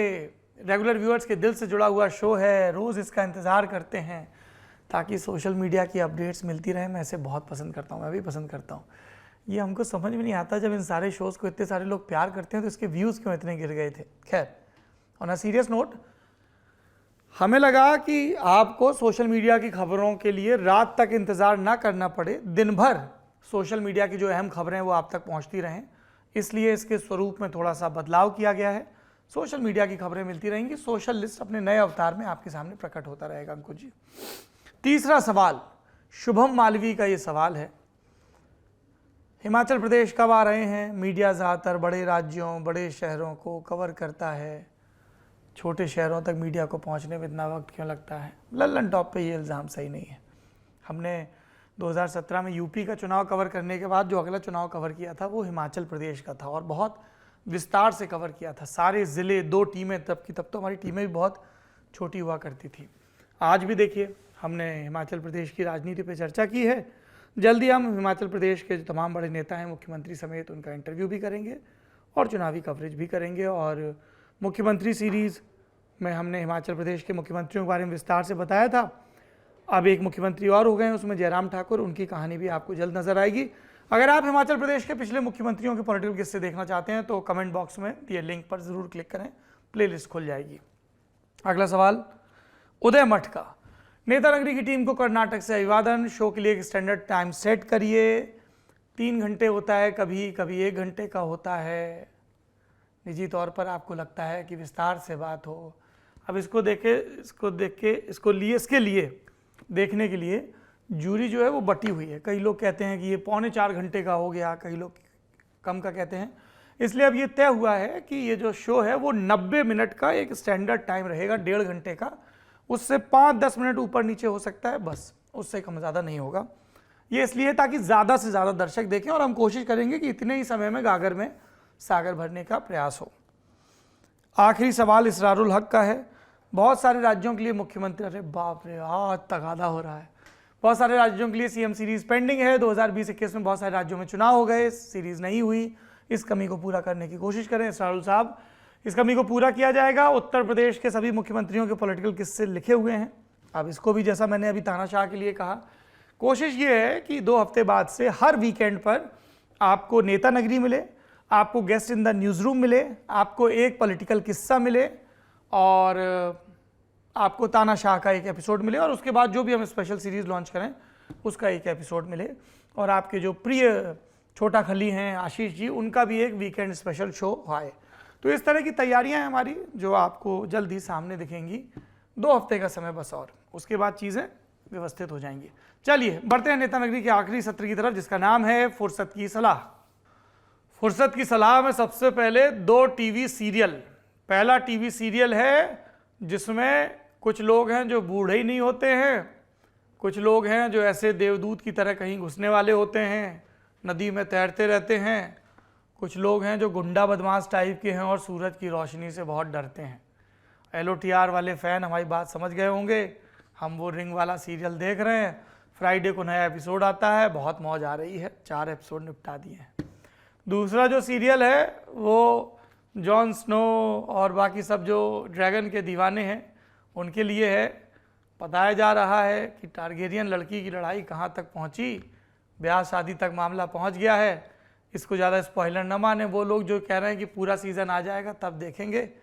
तो एक में ड्रैगन चल रही है और एक में गुंडा लोगों से लड़ने की तैयारी चल रही है, दोनों देख रहे हैं, बहुत मज़ा आ रहा है। 3 किताबें हैं। चीन को लेके हमारे देश में दिलचस्पी है, होनी भी चाहिए, भारत के लिए सबसे बड़ा खतरा भी है, सबसे बड़ा प्रतिस्पर्धी भी है। हम हमेशा चाहते रहे कि हमारा सबसे बड़ा मित्र बने, पर चीन ने इस बात का मान नहीं रखा है कभी। विजय गोखले वरिष्ठ नौकरशाह डिप्लोमेट रहे हैं, उनकी एक किताब आई थी कुछ समय पहले, थिएनमेन स्क्वायर, ये देखिए हार्पर से, the making of a protest a diplomat looks back.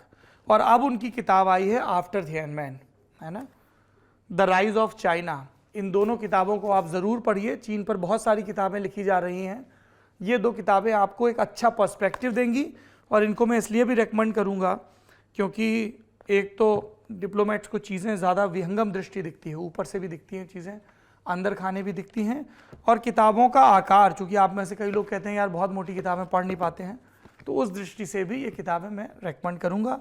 थिएनमेन square हम जानते हैं 1989 की घटना, वो तस्वीर, टैंकर के सामने खड़ा आदमी, AP के फोटोग्राफर ने होटल से वो तस्वीर ली थी, इफ़ आई रिमेंबर करेक्टली, और किस तरह से लोकतंत्र के सपोर्ट में जो प्रदर्शन हो रहे थे उनको वहाँ की कम्युनिस्ट रिजीम ने, कम्युनिस्ट तानाशाही ने किस तरीके से कुचला था, उस पे वो है। दूसरी किताब के साथ जुड़ा है एक किस्सा। हम पिछले वीकेंड पर पुणे गए थे भारतीय छात्र संसद में शामिल होने के लिए। वापस होटल आए और हम लोग वॉक कर रहे थे, कुछ साथी थे, बात कर रहे थे। एक बुज़ुर्ग रुके, उन्होंने कहा आप ललन टॉप वाले? हमने कहा हाँ जी सर। बातचीत होने लगी, मैंने पूछा उनसे, वो फिल्म इंडस्ट्री से जुड़े हुए थे और उन्होंने एक किताब भी लिखी है। वो किताब के प्रसंग बताने लगे, क्योंकि अभी आपने पिछला किताब वाला देखा होगा, नहीं देखा है तो देखिए खोज के। राजीव शुक्ला की किताब है स्कार्स ऑफ 1947, विभाजन की कहानियाँ हैं, क्रिकेट की भी बहुत कहानियाँ हैं उसमें।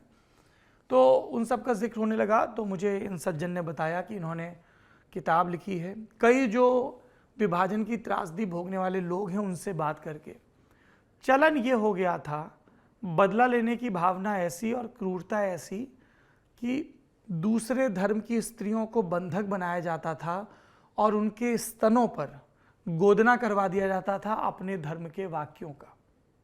इसलिए इस किताब का नाम है the tattoo on my breast, मेरे स्तनों पर गोदा गया या मेरे स्तनों पर गोदना, है ना। इसका एक लूज हिंदी ट्रांसलेशन हो सकता है। रवि राय ने इसे लिखा है, ब्लूम्सबरी से ये किताब आई है। कोविड के दौरान आई थी, तब उतनी चर्चा हुई, लेकिन मुझे लगा कि इसमें जिन प्रसंगों को बताया गया है, जिस हॉरर से मुल्क के दोनों तरफ के लोग गुजरे हैं, उसके बारे में हमें जानना चाहिए। हिंसा के बारे में इसलिए पढ़ना चाहिए ताकि हमें अपने हिस्से का शऊर आए, अपने हिस्से की समझ आए। आज की फुर्सत की सलाह यहीं। आपको नेता नगरी का ये एपिसोड कैसा लगा कमेंट बॉक्स में ज़रूर बताइए। शुक्रिया।